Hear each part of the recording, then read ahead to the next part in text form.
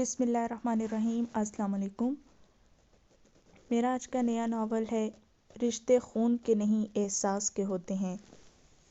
یہ ناول پیش کیا جا رہا ہے سحر اکرام کی فرمائش پر۔ امید کرتی ہوں آپ سب کو پسند آئے گا۔ میرا کام پسند آئے میرے چینل کو لائک کریں، سبسکرائب کریں، زیادہ سے زیادہ شیئر کریں۔ تو چلیے جی چلتے ہیں اب ناول کی طرف۔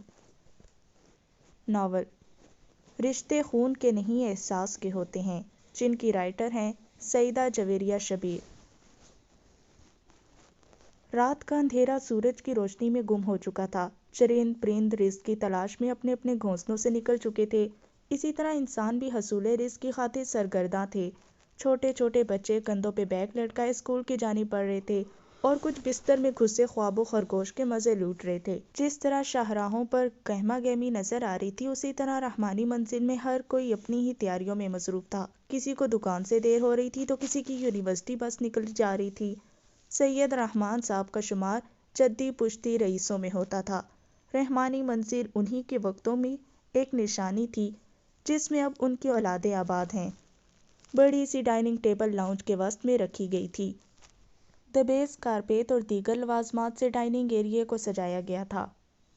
ناشتہ لگواؤ ٹیبل پر۔ شاہین جو کہ بڑے بیٹے حسان کی بیوی تھیں، اپنے سے چھوٹی دیورانی کو حکم دیتی ہوئی ایک طائرانہ نظر ڈال کر ڈائننگ ٹیبل کی جانب چلی گئی جہاں مرد حضرات پہلے سے ہی براجمان تھے۔ جی بھابی، رانیہ نے مؤدب انداز میں کہا اور ملازمہ کو جلدی جلدی ہاتھ چلانے کی ہدایت دیتے ہوئے خود بھی توے پر پراٹھا سیکنے لگی۔ تھوڑی ہی دیر میں لوازمات سے بھری ٹرالی گھسیٹ کر وہ ڈائننگ ایریا میں داخل ہوئیں جہاں گھر کے سب مکین خوش گپیوں میں مصروف تھے۔ مرد حضرات کاروبار کو لے کر زیر بحث تھے۔ ناشتہ لگتے ہی سب کھانے کی طرف متوجہ ہو گئے۔ رانیہ ایک مطمئن سی نظر سب پہ ڈال کر اپنے پوشن کی جانب چلی آئیں۔ یہ پوشن گھر سے ہی ملحق تھا لیکن پرانے طرز کا بنا ہوا تھا جو رحمانی منزل سے الگ ہی نظر آتا تھا۔ اس کو جدید تراش خراش کی ضرورت تھی لیکن ریحان کی جیب اس بات کی اجازت نہیں دیتی تھی۔ رانیہ نے اپنے طور پر اس پوشن کو سجایا ہوا تھا۔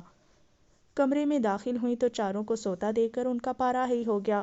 پردے کھڑکی سے ہٹائے اور جلدی جلدی انہیں اٹھانے لگیں۔ مما تھوڑا اور سونے دینا۔ یہ سب سے چھوٹے بیٹے اسفند کی آواز تھی جو بلینکٹ میں چھپنے کی کوشش کر رہا تھا۔ کوئی ضرورت نہیں ہے، اٹھ رہے ہو یا لگاؤں ایک؟ رانیہ نے غصے سے ڈپٹا۔ اسفند منہ بناتا ہوا واش روم کی جانب آ گیا۔ رانیہ کے 2 بیٹی اور 2 بیٹے تھے۔ اشبا چھٹی اور زاریہ 5ویں جماعت میں پڑھتی تھیں جبکہ علی تیسری اور اسفند پہلی جماعت میں تھا۔ اشبا نے زاریہ کے بال بنائے جبکہ رانیہ اسفند کو تیار کر رہی تھی جو کبھی ادھر جھول رہا تھا تو کبھی ادھر۔ رانیہ بچوں کو تیار کروا کر ناشتہ کی ٹیبل پر لائی تو برتن ہنوز رکھے ہوئے تھے جبکہ شاہین اور ناہید نہ جانے کون سا اہم پٹارا کھول کر بیٹھی ہوئی تھی کہ برتن اٹھانے کا بھی ہوش نہیں رہا۔ رانیہ سرد سانس کھینچ کر بچوں کے لیے ناشتہ لینے کچن میں چلی گئی۔ ابھی بچوں نے ناشتہ آدھا بھی نہیں کیا ہوگا کہ ریحان کی بائک کا ہارن سنائی دیا، تبھی جلدی جلدی چاروں بیگ اٹھائے پوچھ کی جانب بھاگے۔ ریحان بائک پر بچوں کو اسکول چھوڑنے چلا گیا۔ رانیہ دکھ کی ملی جلی کیفیت کے ساتھ بچوں کو بھوکا جاتا دیکھے گئی، اور یہ تو شروع سے ہی ہوتا آیا تھا۔ سب کی دیکھ بھال میں وہ اس کے بچے بہت پیچھے رہ گئے تھے لیکن ان کو آواز اٹھانے کا بھی حق نہیں تھا۔ شاید اس لیے کہ ریحان تیسرے نمبر کا تھا، اس لیے ان کا آواز اٹھانا بدلحاظی کے زمرے میں آتا تھا۔ ریحان مزاجاً خاموش طبع تھے، اپنے بھائیوں پر جان نثار کرنے والے۔ ان کا ہر حکم ریحان کے لیے پتھر پر لکیر کے مترادف ہوتا۔ ایسے میں اکیلی رانیہ نے خاموشی اختیار کر لی تھی۔ جیسا چل رہا تھا چلنے دیا۔ اس سب میں اس کی ذات کہاں گم ہو گئی تھی یہ تو وہ خود بھی نہیں جانتی تھی۔ وہ ناشتے کے برتن دھو کر فارغ ہوئی تھی کہ شاہین اور ناہید کچن میں چلی آئیں۔ رانیہ دوپہر میں کچھ اچھا بنا لینا، تمہارے بھائی گھر میں لنچ کریں گے۔ بھابھی آپ کہیں جا رہے ہیں؟ رانیہ نے دونوں کو تیار دیکھا تو پوچھنے لگی۔ ہاں رانیہ، تمہیں تو پتہ ہے سفینہ کپڑوں کے معاملے میں کتنی ٹچی ہے، ایک دفعہ پہننے کے بعد دوبارہ مڑ کے نہیں دیکھتی، اسی کے لیے کپڑے لینے جا رہی ہوں۔ رانیہ سر ہلا کر رہ گئی۔ ایک ہی گھر میں رہتے ہوئے کسی کو کم اور کسی کو زیادہ نوازا گیا تھا۔ رانیہ تلخی سے سوچنے لگی۔ کبھی کبھی تو اسے اتنا غصہ آتا تھا کہ دل چاہتا سب کچھ چھوڑ چھاڑ کر بھاگ جائے لیکن صبر کے کڑوے گھونٹ پی کر رہ جاتی۔ دوپہر کے کھانے کا دور چلا تو سب اپنی اپنی نشستوں پر براجمان ہو گئے۔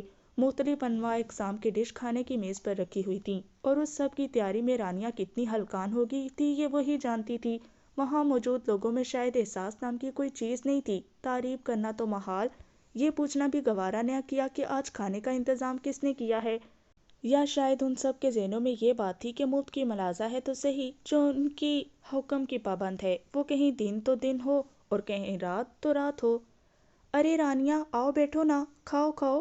اس کی موجودگی کسی کے لیے تو اہم تھی۔ رانیہ کو لگا جیسے ساری تھکن پل بھر میں ہوا ہو گئی۔ ریحان نے اسے اپنے برابر میں جگہ دی۔ ریحان؟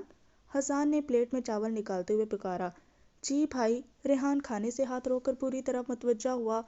کچھ آرڈر آئے ہوئے ہیں، وہ اپنی نگرانی میں تیار کروا لینا، بعد میں آ کر سارا حساب چیک کر لوں گا۔ جی بھائی، بہتر۔ میں ذرا آرام کر لوں۔ وہ سب پر ایک نگاہ ڈالتا ہوا اپنے پوشن کی جانب بڑھ گیا۔ آہستہ آہستہ سب ہی کرسی چھوڑ چکے تھے، سوائے عائشہ اور رانیہ کے۔ دونوں ایک دوسرے کو دیکھ کر رہ گئیں۔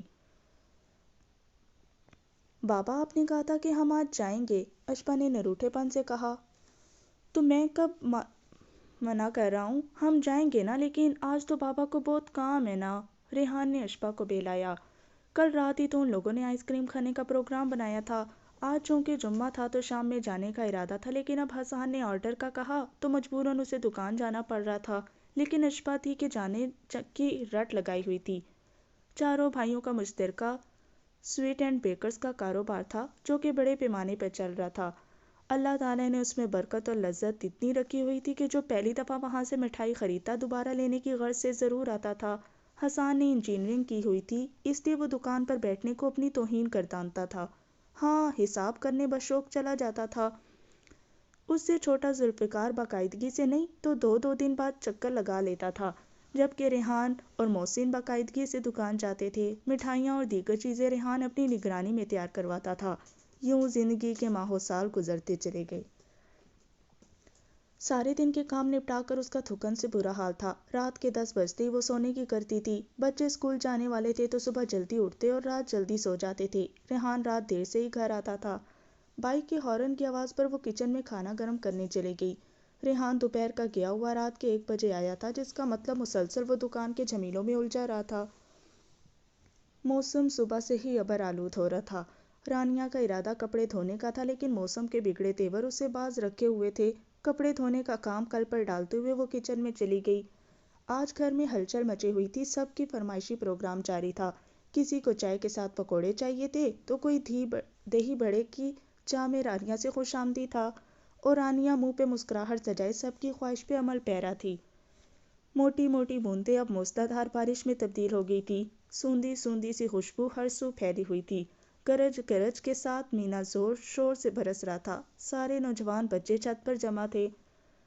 رانیہ تلے ہوئے پکوڑوں کو پلیٹ میں ڈالنے کے لگی، تبھی اشپا بھاگتی ہوئی کچن میں آئی۔ مما، مما، وہ کمرہ میں پانی آ رہا ہے، جلدی چلیں۔ رانیہ نے ہڑبڑا کر آنچ کم کی اور تقریباً بھاگتے ہوئے کمرے تک پہنچی۔ کمرے کی چھت پر نظر ڈالتے ہی اس کے ہاتھ پیر پھول گئے۔ پانی چھت کی دیواروں میں آ رہا تھا اور قطرہ قطرہ کمرے میں رکھے رانیہ کے فرنیچر کو بھگو رہا تھا۔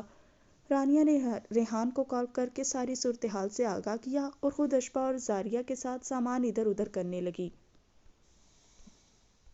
15-20 منٹ میں ریحان بارش میں بھیگا گھر پہنچا تھا۔ باقیوں کو بھی خبر ہوئی تو سب وہیں جمع ہو گئے۔ البتہ محسن اور ذوالفقار ریحان کے ساتھ مل کر الماری وغیرہ ہٹانے لگے۔ تم پہلے ہی بتا دیتی رانیہ کہ تمہارا کمرے کی چھت پر دراڑ آ گئی ہے تو ہم پہلے ہی مرمت کروا لیتے۔ اب دیکھو کتنا مسئلہ بن گیا۔ دروازے میں کھڑی تبصرہ کرنے والی ناہید تھی۔ رانیہ نے ایک نظر اسے دیکھا، جو تماشا دیکھنے کے ساتھ ساتھ الٹا اسے باتیں ہی سنا رہی تھی۔ مجال ہو جو ہل کے ہاتھ بھی لگا لیا ہو۔ اف، یہ کیا مصیبت ہے! اتنا اچھا سب انجوائے کر رہے تھے، سارا مزہ کرکرا کر دیا رانیہ چاچی نے۔ ناہید کی بیٹی ربیہ نے بگڑے موڈ کے ساتھ کہا اور پیر پٹکتی وہاں سے واک آؤٹ کر گئی، جبکہ رانیہ حد تک اس کا لہجے پہ غور کرنے لگی۔ اس نے سوچا شاید ناہید بھابھی اسے اس بدتمیزی پر ڈانٹے، لیکن ناہید الٹا رانیہ کو گھورنے لگی جیسے اس نے ہی چھت پر دراڑ ڈالی ہو۔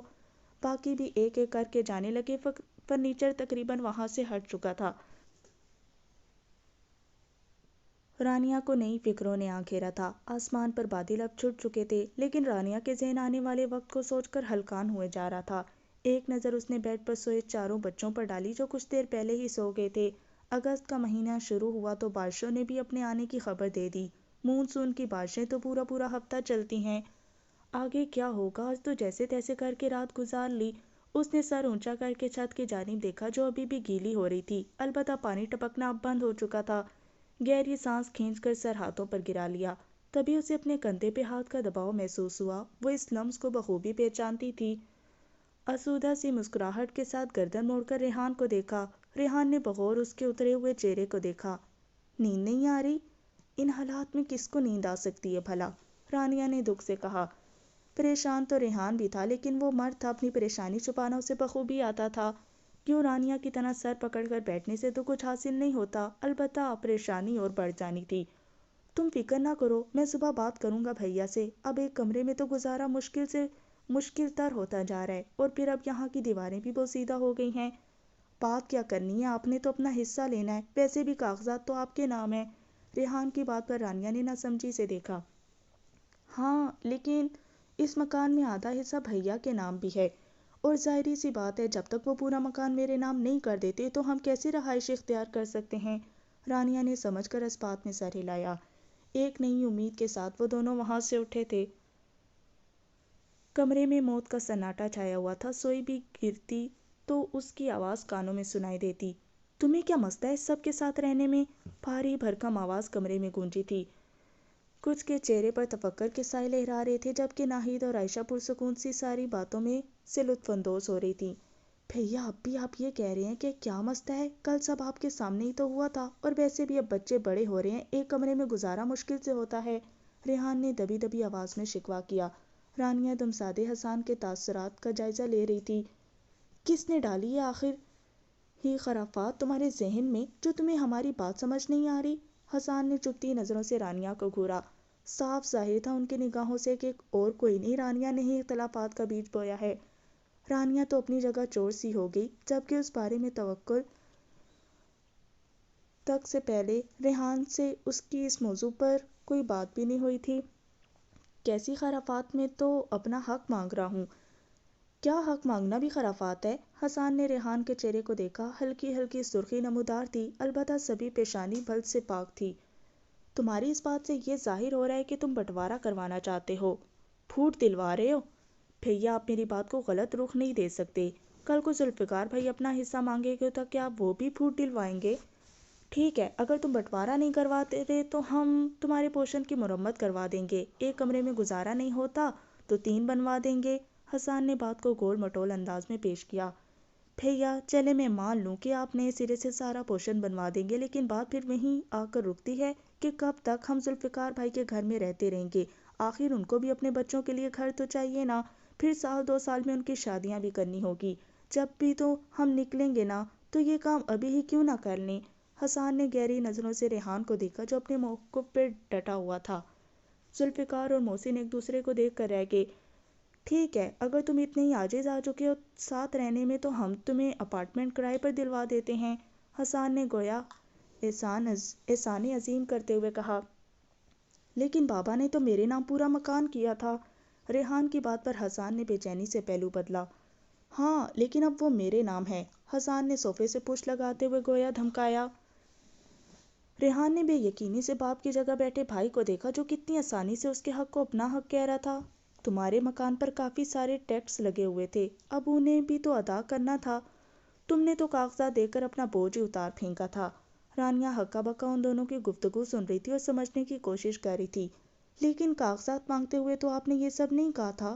ریحان کو ابھی بھی یقین نہیں ہو رہا تھا۔ شاید وہ جو سمجھ رہا تھا وہ بات نہ ہو۔ میں نے ساری بات تمہارے سامنے رکھی تھی ریحان، جب تم سے دستخط لیے جا رہے تھے تمہیں جب تصدیق کر لینی چاہیے تھی، حسان نے دیدہ دلیری سے کہتے ہوئے ٹانگ پر ٹانگ چڑھائی۔ لیکن یہ تو ناانصافی، آپ مجھے میرے حق سے کیسے محروم کر سکتے ہیں، جبکہ بابا ہم سب کے نام کچھ نہ کچھ کر کے گئے تھے۔ دیکھو ریحان، تم سمجھنے کی کوشش کرو۔ تم کیوں نہیں کوشش کر رہے؟ یہ سب میں نے تمہاری بھلائی کے لیے کیا ہے۔ اگر میں ایسا نہیں کرتا تو تم پر جرمانہ عائد ہو سکتا تھا، ٹیکس نہ دینے پر۔ ٹھیک ہے، تو اب آپ وہ میرے دوبارہ نام کر دیں۔ اب ایسا ممکن نہیں ہے، تم بھول جاؤ اب اس مکان کو، حسان نے ہاتھ جھاڑتے ہوئے کہا، جیسے کسی گرد کو ہاتھوں سے ہٹانا چاہ رہا ہو۔ کوئی 10 یا 20 ہزار نہیں، بلکہ کروڑوں کی مالیت کا پلاٹ تھا جو ریحان کے حصے میں آیا تھا۔ ریحان کو لگا اندر تک کچھ ٹوٹتا جا رہا ہے۔ شاید یقین تھا، یا شاید وہ مان تھا جو اولاد کو اپنے ماں باپ پر ہوتا ہے۔ ہاں، یہی وہ مان تھا جو ریحان کو اپنے بھیا پر تھا۔ کیا کاغذ کے ٹکڑے اتنے طاقتور ہوتے ہیں کہ خون کے رشتوں کو اندر تک کھوکھلا کر دیتے ہیں؟ تم فکر کیوں کر رہے ہو؟ کچھ سال انتظار کر لو، میں تمہیں دوسرا مکان خرید کر دے دوں گا، ابھی فی الحال تم اپارٹمنٹ میں شفٹ ہو جاؤ، حسان نے اس کے بکھرے وجود کو دیکھ کر کہا۔ ریحان نے جن نظروں سے حسان کو دیکھا تھا، حسان نے اپنی نظریں چرائی تھیں۔ ان نظروں میں ٹوٹے ہوئے کانچ کے ٹکڑے سے لگائے جانے والے وہ زخم تھے جو روح تک کو لہو لہان کر گئے تھے۔ وہ مرے قدموں سے کمرے سے نکلا تھا، اس کے پیچھے رانیہ تھی، وہاں بیٹھے تمام نفوس کے چہروں پر گہری مسکراہٹ تھی۔ دیکھا آپ نے کیسا ریحان آپ سے دو بدو بات کر رہا تھا؟ بھلا کوئی اپنے بڑے بھائی سے بھی اس طرح سے بات کرتا ہے، حساب کتاب مانگتا ہے؟ وہ بھائی جس نے باپ کے بعد اس کے باپ ہونے کا حق ادا کیا۔ حسان کمرے میں داخل ہوا تو ناہید نے گوہر افشانی کی۔ یہ سارا فساد رانیہ کے پھیلایا ہوا ہے، ریحان نے تو آج تک مجھے اف تک نہیں کہا، اور اب وہ اپنا حق ایسے مانگ رہے جیسے میں غاصب ہوں، کھا جاؤں گا اس کا حصہ۔ حسان نے کندھوں سے شال اتار کر رکھی اور بیڈ پر نیم دراز ہو گیا۔ اب کیا کریں گے؟ آج ریحان اپنا حق مانگ رہے، کل کو ذوالفقار اور محسن نے بھی مطالبہ کیا تو؟ ناہید کو ساری جائیداد ہاتھوں سے جاتی ہوئی دکھائی دے رہی تھی۔ تو کیا انہیں ان کا حصہ دے دوں گا، ویسے بھی ان کے مکانوں کے کاغذات انہی کے نام ہیں۔ اور ریحان، وہ تو یقیناً اب چپ نہیں بیٹھے گا، اور ہو سکتا ہے وہ عدالت کا دروازہ کھٹکھٹائے۔ اول تو میں اسے جانتا ہوں کہ وہ عدالت وغیرہ کے جھنجٹ میں نہیں پڑے گا، اس کے لیے بھی اچھی خاصی رقم درکار ہے، جو کہ فی الحال ریحان کے پاس نہیں۔ بالفرض اگر وہ کہیں سے لے دے کے ایسا کرتا ہے تو دنیا کی کسی بھی عدالت میں چلا جائے، اس کا کیس کمزور ہے، کوئی بھی وکیل نہیں لڑے گا، کیونکہ کاغذات پر اس کے انگوٹھے کا نشان واضح ہے، جو کہ اس بات کی گواہی ہے کہ خود اپنی مرضی سے اس نے وہ مکان میرے نام کیا ہے۔ اب کھانا بھی لگوا دو، کب تک تفتیش کرتی رہوگی؟ حسان نے اسے لب کھولتے دیکھا تو ٹوک گیا۔ چاہ رہی ہوں مجھ پر غصہ ہی کرنا، ناہید نحوست سے کہتی دھپ دھپ کرتے کمرے سے واک آؤٹ کر گئی، جبکہ حسان اگلے لائحہ عمل پر سوچنے لگا۔ مجھے یقین نہیں آ رہا بھیا اپنی زبان سے ایسے کیسے پھر سکتے ہیں؟ ریحان کا سوچ سوچ کر دماغ سن ہو گیا تھا، جتنا سوچتا اتنا ہی الجھ جاتا۔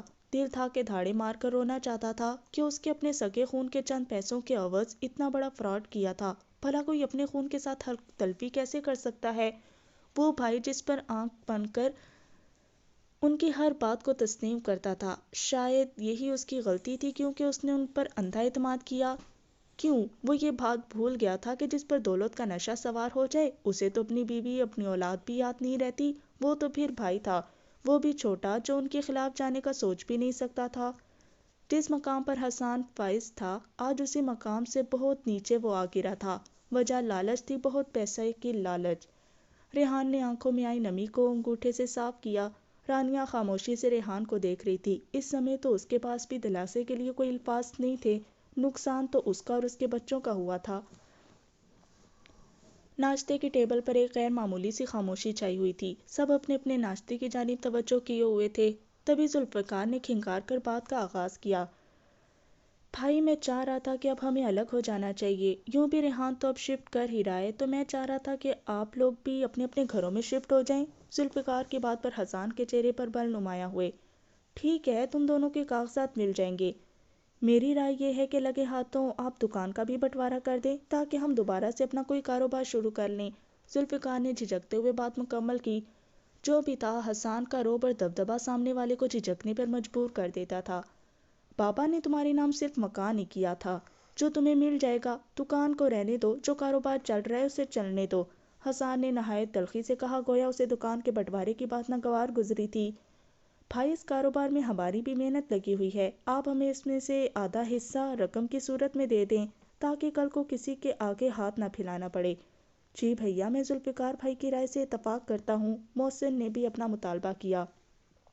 اس سارے عرصے میں ریحان خاموش تماشائی بنا سب سن رہا تھا اور اپنا احتساب کر رہا تھا کہ اگر وہ بھی ڈنکے کی چوٹ پر بات کرتا تو یوں اس کے ساتھ دھوکہ نہ ہوتا۔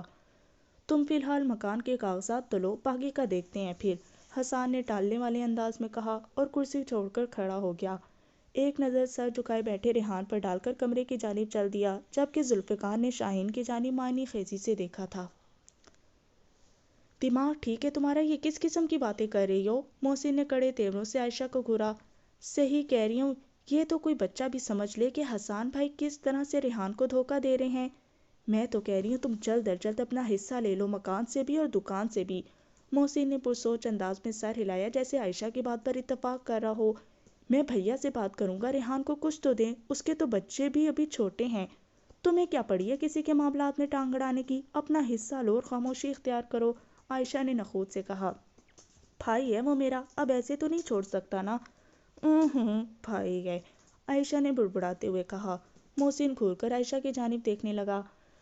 تو احسان بھائی کے بھی بھائی ہی لگتے ہیں نا؟ کیا پتا کیا معاملات ہیں اندر ہی اندر، مجھے کون سا کچھ بتاتی ہے رانیہ؟ ریحان نے بھی تو کچھ نہ کچھ کیا ہی ہوگا نا؟ عائشہ ہاتھ نچاتی ہوئی تیز تیز بول رہی تھی۔ کہہ دیتی ہوں میں کسی کی حمایت میں بولنے کی ضرورت نہیں، ہم کیوں برے بنے بھیا سے؟ ہمارے ساتھ تو کچھ نہیں کیا نا۔ محسن عائشہ کی باتوں میں اس قدر الجھ گیا کہ جو کام کرنے آیا تھا وہ ذہن سے نکل گیا۔ ماحول میں ایک بے نام خاموشی رائج ہو گئی تھی۔ بڑوں کے بیچ تلخی سے اپنی جگہ بنا لی تھی۔ چھوٹی چھوٹی بات میں بھی ایک دوسرے کی رائے لی جاتی تھی، لیکن حسان کے اس عمل نے سب کو اپنے تک محدود کر دیا تھا۔ البتہ بچے اپنا شغل میلوں میں مصروف رہتے۔ ارے بھابھی آپ کیوں بنا رہی ہیں؟ لائیں میں بنا دوں؟ رانیہ کھانے بنانے کی غرض سے کچن میں ہی آ رہی تھی تو شاہین کو روٹی بیلتے دیکھا تو خلوص سے دل سے بولا، رہنے دو، تمہیں اپنے میاں کے کان بھرنے سے فرصت ملے تو تم گھر کو دیکھو۔ آدھی آدھی زندگی گزر گئی مگر ہمیں تو ابھی تک اپنے میاں کو قابو کرنا نہ آیا۔ شاہین نے طنز میں بجھے تیروں کے برسات کر دی جیسے کب سے بھری بیٹھی ہو۔ رانیہ کے تو 14 طبق روشن ہو گئے۔ وہ جو سارا سارا دن بھاگ بھاگ کر گھر کے تمام کام سر انجام دیتی تھی، سب پر پانی پھیر دیا گیا۔ سچ ہی کہتے ہیں لوگوں سے امید رکھنے سے بہتر ہے بندہ آدھے کنویں میں چھلانگ لگا لے۔ انسانوں سے کبھی امید نہیں لگانی چاہیے ذات خدا کے علاوہ۔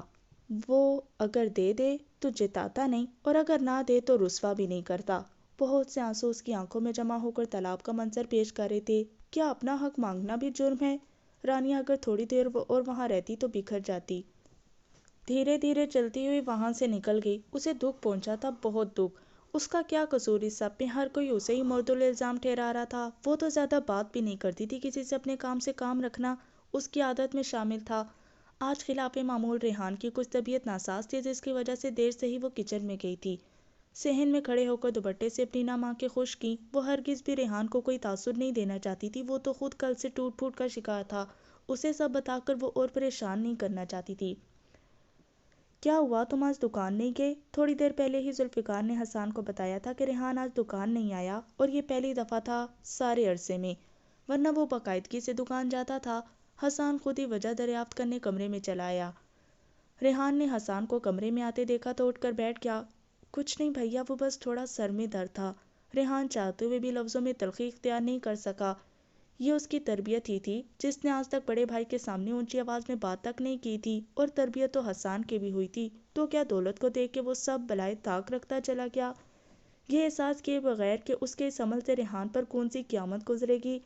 وائے رے قسمت، دولت شاہ ہی بری ہے۔ آپ صلی اللہ علیہ وسلم کا ارشاد باری تعالیٰ ہے، لوگوں پر ایک زمانہ آئے گا کہ ان کا مقصد ان کا پیٹ ہوگا، اور دولت ان کی عزت ہوگی، اور عورت ان کا قبلہ ہوگا، روپیہ ان کا دین ہوگا، اور وہ بدترین لوگ ہوں گے اور آخرت میں ان کا حصہ نہیں ہوگا۔ برخوردار، پھر دوائی لو، یوں عورتوں کی طرح منہ لپیٹے کیوں پڑ گئے؟ ریحان پھیکی ہنسی ہنس دیا۔ دیکھو ریحان، تمہیں ہرگز بھی پریشان ہونے کی ضرورت نہیں ہے، میں تمہیں یوں خالی ہاتھ نہیں چھوڑوں گا۔ جب تک کوئی نیا مکان نہ دیکھ لوں تب تک تم اپارٹمنٹ میں رہو۔ فرنیشنگ وغیرہ کی کوئی فکر نہ کرنا، وہ میں کروا دوں گا، بس تم اپنا سامان لے لینا جو لے جانا چاہتے ہو۔ ریحان خاموش نظروں سے حسان کو دیکھنے لگا۔ ارے یار، وہ میں یہ کہنے آیا تھا کہ میں نے مرسیڈیز پسند کی تھی، آج پیمنٹ کرنے جا رہا ہوں تو تم بھی چلو، اپنی پسند کا کلر بتا دینا۔ ریحان نے نہ سمجھی سے حسان کو دیکھا۔ ارے بھائی، میں نے تمہارے لیے ہی لینی ہے۔ لیکن بھیا مجھے ضرورت نہیں ہے، بائک ہے میرے پاس۔ کیسے ضرورت نہیں ہے؟ چاروں بچوں کو کیسے اسکول چھوڑنے جاتے ہو، بائک پر دیکھ لیا میں نے۔ حسان نے گویا ناک سے مکھی اڑائی۔ اور رہی بائک کی بات تو وہ مجھے دے دینا، میں رمیز کو دے دوں گا، کئی دنوں سے ضد کر رہا ہے۔ بابا مجھے بائک دلائیں، حسان نے بیٹے کا نام لیتے ہوئے کہا۔ حسان کے دو بیٹے تھے، رمیز اور رومان۔ رمیز یونیورسٹی میں تھا جبکہ رومان باہر گیا ہوا تھا ہائر اسٹڈی کے لیے۔ پچھلے 5 سال سے وہ اسکاٹ لینڈ میں مقیم تھا اور اب وہیں اپنا کاروبار سیٹ کر لیا تھا۔ ان سالوں میں صرف ایک دفعہ پاکستان آیا تھا۔ لیکن میرے پاس اتنے پیسے نہیں ہیں کہ میں اپارٹمنٹ کا کرایہ دے سکوں، ریحان نے اس قدر بے بسی سے کہا تھا کہ یہ وہ اور اس کا رب ہی جانتا تھا۔ یہ کیا تم نے غیروں والی بات کر دی؟ میں مر گیا ہوں کیا؟ میں دوں گا کرایہ، اور جو چیز دینی ہو بتاؤ مجھے۔ فی الحال تو میں تمہارے اکاؤنٹ میں 50,000 ٹرانسفر کروا رہا ہوں، باقی اگر ضرورت ہو تو بلا جھجک کہہ دینا۔ حسان کندھا تھپک کر باہر چلا گیا، جبکہ ریحان نے اداس نظروں سے اس کو جاتا ہوا دیکھا۔ یہ کیسا ہمدرد تھا جو درد دے کر مرہم رکھ رہا تھا، اور مرہم بھی وہ جو بے اثر ہو۔ وجود کی بساط پر بڑی عجیب مادی یقین لٹا کے چل دیے، گما بچا کے رکھ لیے۔ رانیہ ٹرے میں پانی کا گلاس لیے کمرے میں چلی آئی۔ ریحان کو سوچوں میں غلطہ پایا تو پوچھے بنا نہیں رہ سکی، کیا ہوا؟ کیا سوچ رہے ہیں؟ ریحان نے نفی میں گردن ہلائی اور گولی کھا کر پانی پینے لگا۔ درد سر اب بڑھتا جا رہا تھا۔ پھر کیا سوچا ہے آپ نے کیا کرنا ہے؟ رانیہ نے سائڈ ٹیبل پر گلاس رکھتے ہوئے استفسار کیا۔ بھیا کہہ تو رہے ہیں کہ اپارٹمنٹ دلوائیں گے، فی الحال تو وہیں قیام کرنا پڑے گا، ریحان نے دھیمے انداز میں کہہ کر ماتھا رگڑا۔ رانیہ کے پاس کہنے کو سارے الفاظ ہی ختم ہو گئے تھے، اس کا دل ہی اچاٹ ہو گیا تھا ہر شے سے۔ وہ اپنے آپ کو وقت کے دھارے پہ چھوڑ چکی تھی، اللہ کے سپرد کر دیا تھا اپنے تمام حالات، وہی ہمت و حوصلہ دینے والا تھا۔ ریحان سے لڑ جھگڑ کر وہ رہا سہا سکون تو غارت نہیں کر سکتی تھی اب، یہ مشکل وقت بھی آسانی میں بدل جائے گا۔ آخر ضرورت ہی کیا ہے یہ سب دینے کی؟ خواہ کا خرچہ پہلے بھی تو لے کر جا ہی رہا تھا نا۔ شاہین سے یہ بات بھی ہضم نہیں ہو رہی تھی کہ حسان ریحان کو مرسیڈیز لے کر دے رہا ہے۔ پچھلے آدھے گھنٹے سے وہ حسان کے سر پر سوار تھی۔ تم نے یہ جاسوسی کب سے شروع کر دی؟ ابھی تو یہ بات میرے اور ریحان کے ہی بیچ حائل تھی۔ حسان کے کہنے پر شاہین نے گڑبڑا کر دیکھا۔ مجھے کیا پڑی ہے کسی کی جاسوسی کرنے کو؟ وہ تو میں گزر رہی تھی تو کانوں میں پڑ گئی۔ شاہین نے سنبھل کر صفائی پیش کی۔ بات کو گول مول نہ کریں۔ لو بھلا بتاؤ، میرا بچہ سالوں سے کہہ رہا ہے کہ بائک دلا دیں، تب تو کانوں پہ جونت نہ رنگی۔ شاہین پورا زور لگا رہی تھی کہ کسی طرح حسان اپنی بات سے مکر جائے۔ میرے خیال میں نے تمہیں ساری باتیں بتا کر نیری بے وقوفی کی ہے۔ حسان نے افسوس سے گردن ہلائی۔ آپ تو میرے ہی پیچھے پڑ کے ہاتھ دھو کر نہ بتائیں میں کون سا مرے جا رہی ہوں۔ شاہین تمہاری عقل اتنی موٹی کیوں ہے؟ یہ سب چیزیں اس لیے دے رہا ہوں کہ وہ اپنے موقف سے ہٹ جائے تاکہ مجھ سے نئے گھر کا مطالبہ نہ کر سکے۔ حسان نے شاہین کو بگڑتے دیکھا تو سمجھانے لگا۔ شاہین جو کہ ناراض نظروں سے دیکھ رہی تھی، حسان کی بات پر آنکھیں چمک اٹھیں اور لب مسکراہٹ میں تبدیل ہو گئے۔ اس نے تو ان سب پر عنایت کے پس پردہ سوچا ہی نہیں تھا، واقعی وہ اتنی کم عقل تھی۔ اچھا اب جا کر ڈھنڈورا نہ پیٹ دینا۔ میں بھلا کیوں اپنے پیروں پہ کلہاڑی مارنے لگی؟ شاہین نے چمک کر کہا۔ کافی سمجھدار ہوگی ہو میری صحبت میں، حسان نے معنی خیزی سے کہا۔ اسی بات پر ایک چائے کا کپ تو پلوا دو۔ بناتی ہوں۔ شاہین منہ کے زاویے بناتی ہوئی کچن کی جانب چل گئی۔ رانیہ نے بریانی دم پر لگائی اور جلدی جلدی رائتہ بنانے لگی۔ اتوار کا دن تھا تو سب گھر میں ہی تھے۔ عموماً اتوار کے دن خاص طور پر کھانے پر اہتمام کیا جاتا تھا۔ شاہین کی بات ابھی بھی رانیہ کے ذہن میں ہی تھی۔ وہ چاہتی تو دوسرے دن کمرے سے باہر نہ نکلتی، لیکن عادتاً وہ لڑاکا مزاج کی نہیں تھی، اور نہ ہی چھوٹی چھوٹی باتوں کو بنیاد بنا کر جھگڑا ڈالنا اس کی عادت میں شمار تھا۔ شاید یہی وجہ تھی کہ اتنے عرصے میں اس نے ایک ساتھ نبھا کر لیا تھا، ورنہ ناہید اور شاہین ایک ہی طبیعت کی تھی۔ نکتہ چینی کرنا ان کی عادت میں شمار تھا۔ کہتی تو وہ عائشہ کو بھی تھی، لیکن عائشہ ادھار رکھنے کی قائل نہیں تھی۔ وہ ایک سناتی تو وہ ایک کی جگہ 10 سنا کر یہ جا وہ جا۔ شروع میں تو کافی ہنگامے برپا ہوتے تھے، پھر دونوں نے اسے کہنا چھوڑ دیا تھا۔ یوں روز روز کی لڑائی سے گھر کا ماحول خراب ہو رہا تھا۔ عورتوں کی سیاست تو ہمیشہ سے ہی چلی آ رہی ہے۔ اصل مرد وہی ہے جو اپنی آنکھیں اور کان کھلے رکھے، ایک طرف بات سن کر اس پر رائے قائم کرنا غلط ہے، جبکہ دونوں شریکین کی بات کو سنے اور درست فیصلہ کر کے انتخاب کرے۔ لیکن ہمارے معاشرے میں الٹ طریقہ پایا جاتا ہے۔ اکثر بیوی کی باتوں میں آ کر ماں بھائی بہن سے تعلقات خراب کر دیتے ہیں، پھر بعد میں پچھتاتے ہیں۔ تو میں ان مردوں سے یہی کہوں گی کہ پچھتانے سے پہلے ہی اپنے معاملات درست رکھیں، اور ان بیویوں سے بھی یہ کہنا چاہوں گی کہ خواہ اپنے شوہروں کو ان کے خونی رشتوں سے بھجن کرنا چھوڑ دیں۔ اپنے سسرالیوں کو اگر آپ گھر کی سی عزت دیں گی تو اس میں آپ کا ہی فائدہ ہے، کیونکہ خونی رشتوں میں وقتی طور پر تو خلش آ جاتی ہے آپ کی باتوں سے، لیکن یہ رشتے انتہائی پکے سچے اور مضبوط ہوتے ہیں۔ ان میں کشش ہر رشتے سے زیادہ ہوتی ہے، جو کہیں نہ کہیں اپنی جانب راغب کروا ہی لیتی ہے، اور پھر آپ کی اصلیت بھی واضح ہو جاتی ہے۔ بظاہر تو پرسکون ماحول میں کھانا کھایا جا رہا تھا، لیکن دلوں میں جو قدورتیں پروان چڑھ رہی تھیں ان کو ختم کرنے کا فلوکت کسی کو خیال ہی نہیں تھا۔ حسان نے زور سے پلیٹ میں چمچہ پھینکا، جس کی آواز وہاں بیٹھے ہر نفوس نے بخوبی سنی تھی۔ شاہین، تمہیں کباب بنانے نہیں آتے؟ حسان نے غصے سے بیوی کو گھورا۔ کیوں، کیا ہوا؟ شاہین نے گڑبڑاتے ہوئے پوچھا۔ سب کھانا چھوڑ کر کبھی حسان کو دیکھتے تو کبھی شاہین کو۔ اتنی مرچیں، اوپر صحیح تلے بھی نہیں۔ کیا کھانا بنانا بھول چکی ہو تم؟ حسان نے زور سے پلیٹ پیچھے کھسکائی۔ آج تو سارا کھانا رانیا نے ہی بنایا ہے۔ شاہین نے خونخوار نظروں سے رانیا کو گھورا۔ رانیا ہونکوں کی طرح دیکھ رہی تھی۔ ابھی حسان لب کھولنے ہی والا تھا کہ ریحان بول اٹھا۔ بھیا، کباب تو بالکل ٹھیک ہیں، یہ دیکھیں اندر سے بھی پکے ہوئے ہیں۔ ریحان نے کہتے ساتھ ہی حسان کی جانب کباب کی پلیٹ کھسکائی۔ حسان نے ایک نظر پلیٹ کو دیکھا۔ تو تمہارا کیا مطلب ہے میں جھوٹ بول رہا ہوں؟ حسان کی توپوں کا رخ اب ریحان کی جانب ہو چکا تھا۔ نہیں بھیا، ہو سکتا ہے کہ آپ نے جو کباب لیا ہو وہ کچا رہ گیا ہو۔ حسان نے سمجھنے والے انداز میں سر ہلایا اور دوبارہ کھانے کی جانب متوجہ ہو گیا۔ اس کے کھاتے ہی سب نے کھانا شروع کر دیا، سوائے رانیا کے۔ اس کا دل اندر تک کٹ گیا تھا، اتنی بے عزتی، اتنی سبکی۔ بمشکل اس نے آنسوؤں کو حلق میں اتارا تھا۔ دل تو چاہ رہا تھا بھاگ جائے اس ماحول سے، لیکن وہ یہ بھی نہیں کر سکی۔ ٹیبل چھوڑ کر اٹھنا اسے نئے امتحان سے مترادف کروا دیتا۔ آنسو پیتی مجبوراً وہ وہیں دم سادے بیٹھی رہی۔ کسی کو اس کا خیال ہی نہیں آیا تھا، نہ ہی معذرت کے دو الفاظ کسی کے منہ سے نکلے تھے۔ اس کی اہمیت تو ملازمہ سے بھی گئی گزری تھی، ملازمہ کو تو پوچھ بھی لیتے ہیں۔ جیسے ہی حسان کھانا کھا کر ہٹا تو رانیا سیٹ چھوڑتی ہوئی نامحسوس انداز میں اپنے پوشن کی جانب چلی گئی۔ ریحان کمرے میں آیا تو رانیا بیڈ پر چت لیٹی ہوئی تھی۔ جسم ہولے ہولے لرز رہا تھا، جیسے تھوڑی دیر پہلے بہت سا روئی ہو۔ بظاہر تو ایسے لگ رہا تھا کہ وہ سوئی ہوئی ہے، لیکن ریحان جانتا تھا وہ سو نہیں رہی تھی۔ سائڈ ٹیبل پر کھانے کی ٹرے رکھی۔ رانیا، دھیرے سے پکارا گیا۔ رانیا نے آنکھوں سے بازو ہٹا کر دیکھا۔ پلکیں ابھی بھی نم تھی۔ منہ دھو کر آؤ اور کھانا کھاؤ، مدھم آواز میں کہتے ہوئے اسے اٹھنے کا کہا۔ رانیا نے ایک نظر کھانے کی ٹرے پر ڈالی۔ بھوک نہیں ہے مجھے، کہتے ساتھ ہی سر جھکا گئی۔ آنکھوں میں نمی تیرنے لگی۔ ریحان نے سرد سانس کھینچی اور برابر میں بیٹھ گیا۔ مجھے پتہ ہے تمہارا دل دکھا ہے، اس کے لیے میں تم سے معافی مانگتا ہوں۔ آپ کیوں معافی مانگ رہے ہیں؟ آپ کی تو کوئی غلطی نہیں ہے۔ رانیا نے آنکھوں کی نمی صاف کی۔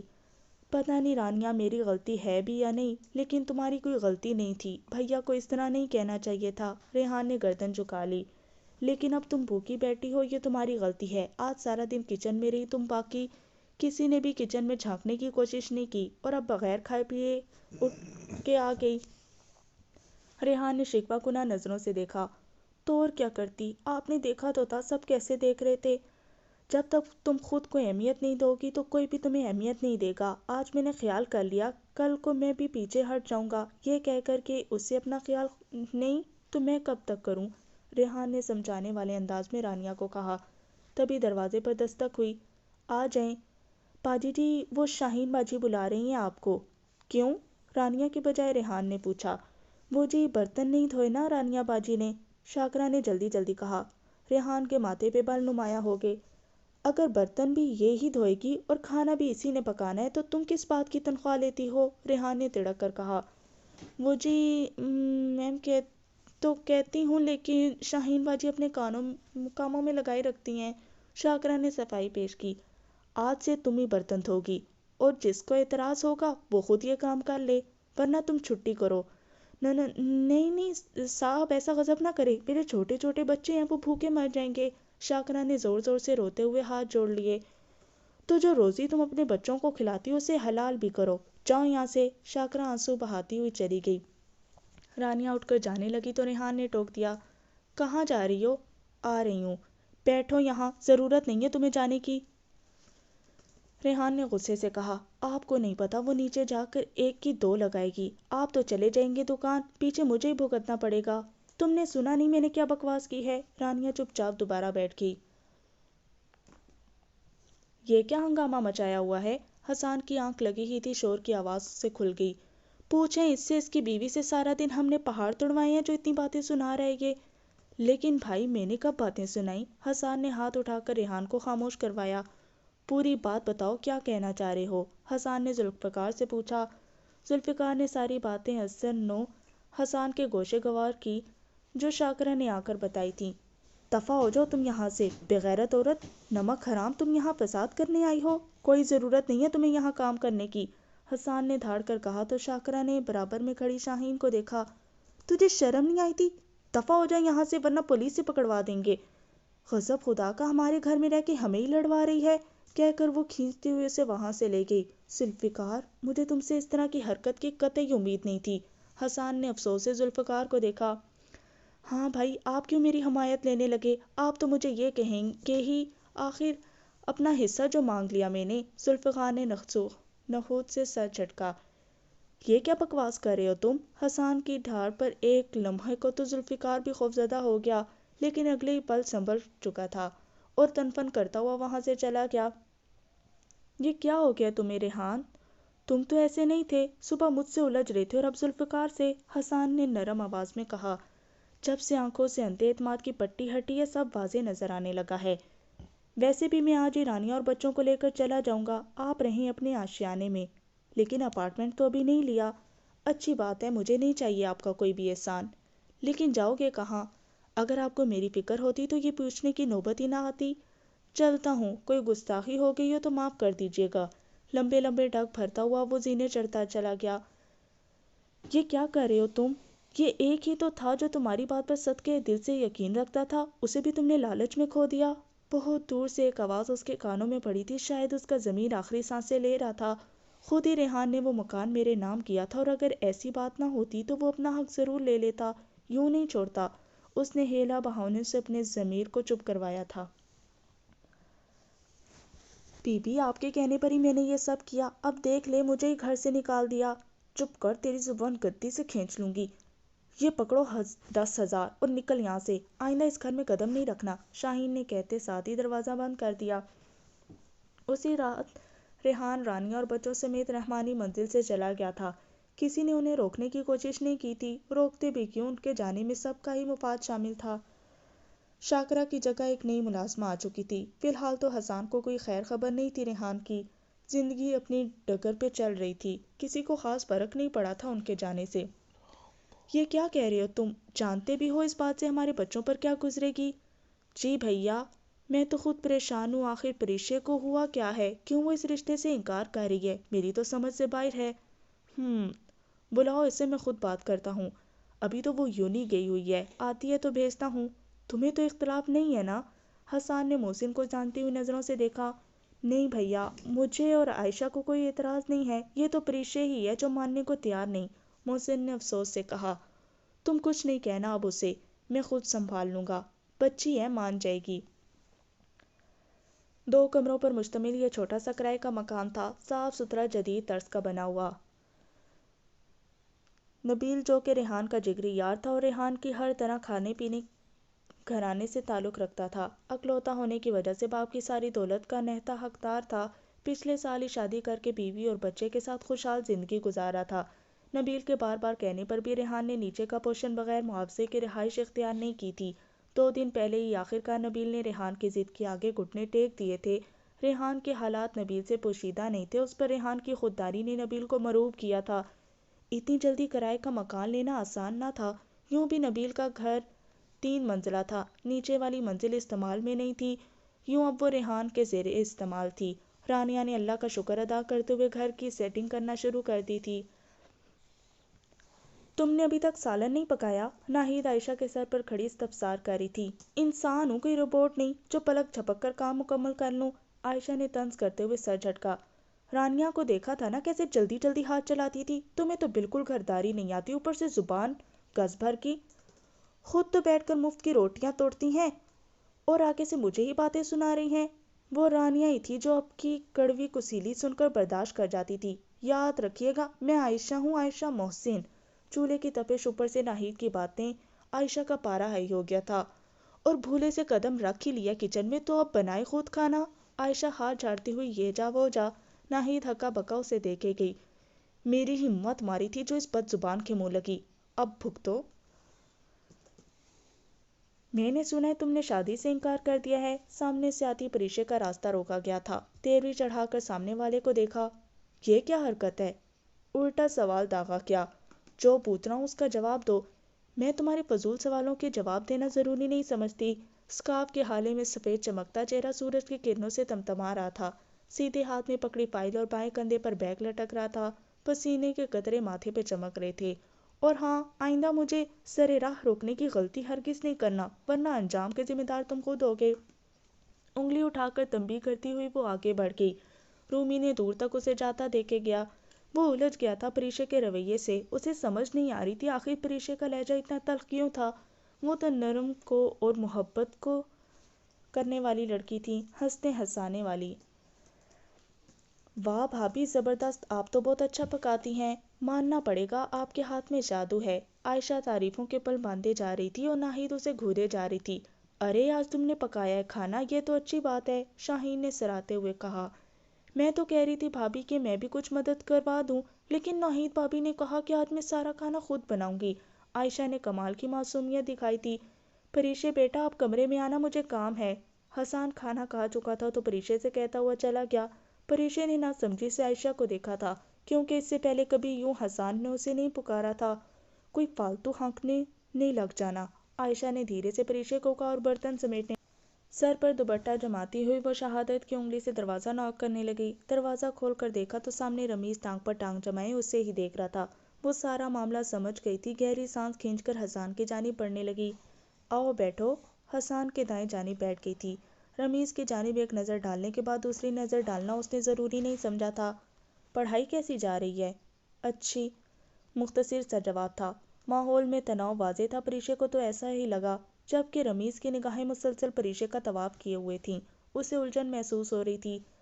پریشے کیا آپ کا اس شادی سے انکار ہے؟ حسان نے واضح الفاظوں میں پوچھا۔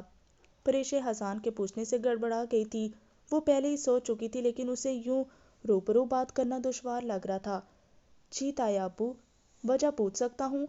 آپ پوچھ سکتے ہیں، لیکن میں بتانا نہیں چاہتی، پریشے نے دھیمے لہجے میں کہا۔ کیا تمہیں فرق نہیں پڑے گا میں تمہارے انکار کی وجہ از خود اخذ کر لوں؟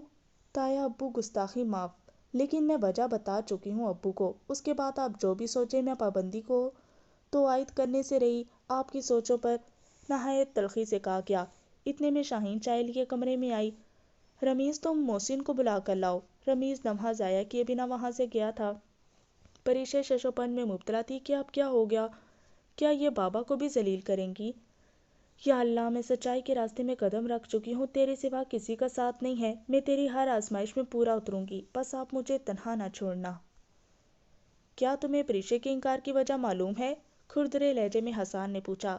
جی بھیا، لیکن میں اس کی بے تکی کسی بھی وجہ کو ماننے کو تیار نہیں، محسن نے غصے سے کہا۔ تم وجہ بتاؤ۔ میں بتاتی ہوں بابا، پریشے محسن کے بتانے سے پہلے ہی کہہ اٹھی۔ تایا ابو، میرا رمیز سے کوئی اختلاف نہیں ہے، میرا اعتراض اس ناانصافی پر ہے جو آپ نے ریحان چاچو کے ساتھ کی ہے۔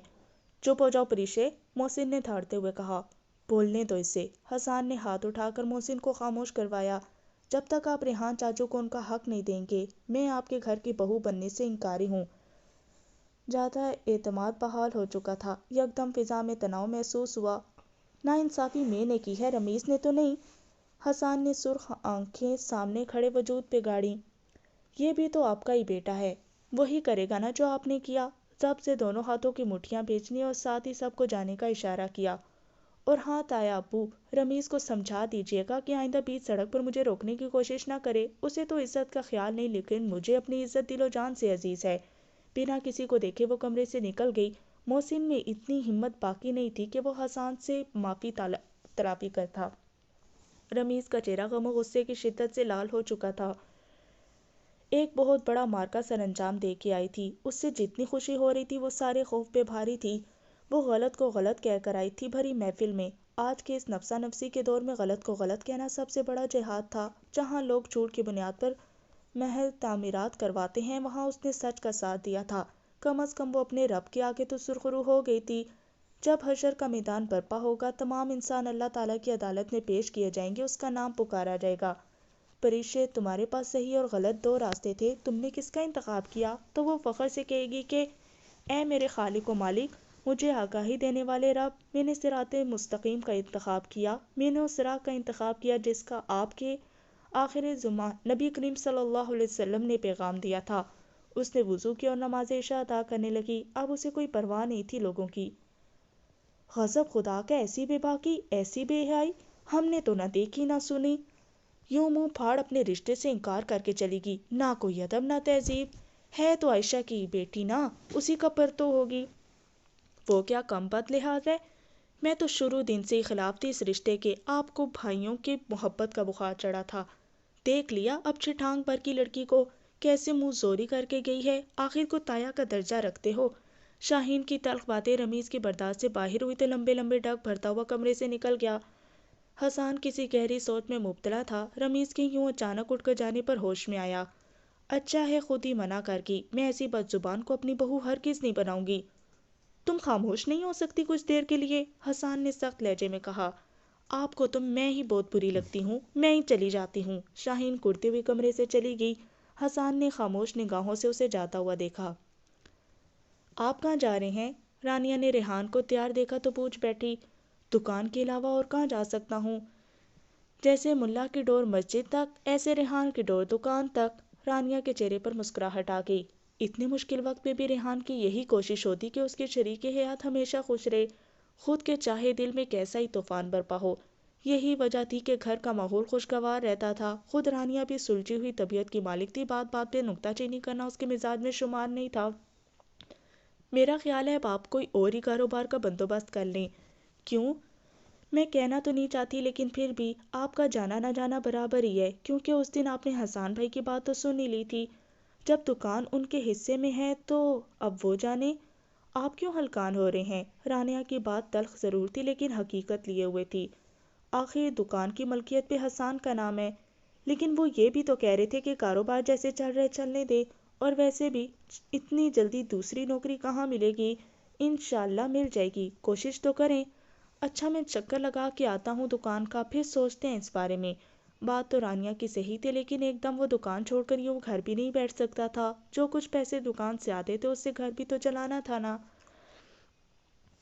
رمیز کو ذلت کا احساس مارے دے رہا تھا، اسے پریشے سے یہ امید نہیں تھی۔ وہ تو بچپن سے ایک ساتھ پلے بڑے تھے، ایک ساتھ تعلیم حاصل کی، اور اب جب منزل قریب تھی تو پریشے کا راستہ بدلنے وہ کسی طور پہ یقین نہیں کر پا رہا تھا۔ ہو سکتا ہے وہ مجھ سے ناراض ہو گئی ہو، مجھے ستانے کے لیے ایسا کری ہو۔ تم ایسا نہیں کر سکتی پریشے، تم میری محبت ہو، آخر تم مجھے کیسے ٹھکرا سکتی ہو؟ جنونی انداز میں بیڈ پر سلیقے سے رکھے تکیوں کو اٹھا اٹھا کر پھینکنے لگا۔ اس سے بھی دل نہ بھرا تو سامنے ڈریسنگ ٹیبل پر رکھی پرفیوم کی بوتل آئینے پر دے ماری۔ آئینہ کرچیوں کی صورت میں زمین پر ڈھیر ہو گیا، کچھ ٹکڑے اچھل کر اس کے ہاتھ کو زخمی کر گئے تھے، لیکن اسے پرواہ ہی کہاں تھی۔ شاہین اور ناہید لاؤنج میں بیٹھی پریشے اور عائشہ کی شان میں گوہر افشانیاں کر رہی تھیں۔ شیشہ ٹوٹنے کی آواز سنائی دی تو دوڑ کر کمرے کی طرف بھاگی۔ رمیز دروازہ کھول، کیا ہوا ہے؟ شاہین زور زور سے دروازہ پیٹنے لگی۔ جب اندر سے کوئی آواز نہیں آئی تو حسان کو بلا کر لے آئی۔ 2 ڈپلیکیٹ چابی سے دروازہ کھولا گیا۔ کمرے کا منظر دیکھا تو بے اختیار شاہین نے سینے پر ہاتھ دھرا۔ خون کی بوندیں کارپیٹ کو رنگ گئی تھیں اور جا بجا شیشے کے ٹکڑے پھیلے ہوئے تھے۔ واش روم سے پانی گرنے کی آواز رمیز کی وہاں موجودگی کا پتہ دے رہی تھی۔ شاہین ہونکوں کی طرح واش روم کے دروازے کو تکے جا رہی تھی۔ شاہین، ملازمہ کو بلوا کر صاف کرواؤ کمرہ، اور جب یہ نالائق باہر آئی تو اسے کہنا میرے کمرے میں انتظار کر رہا ہوں۔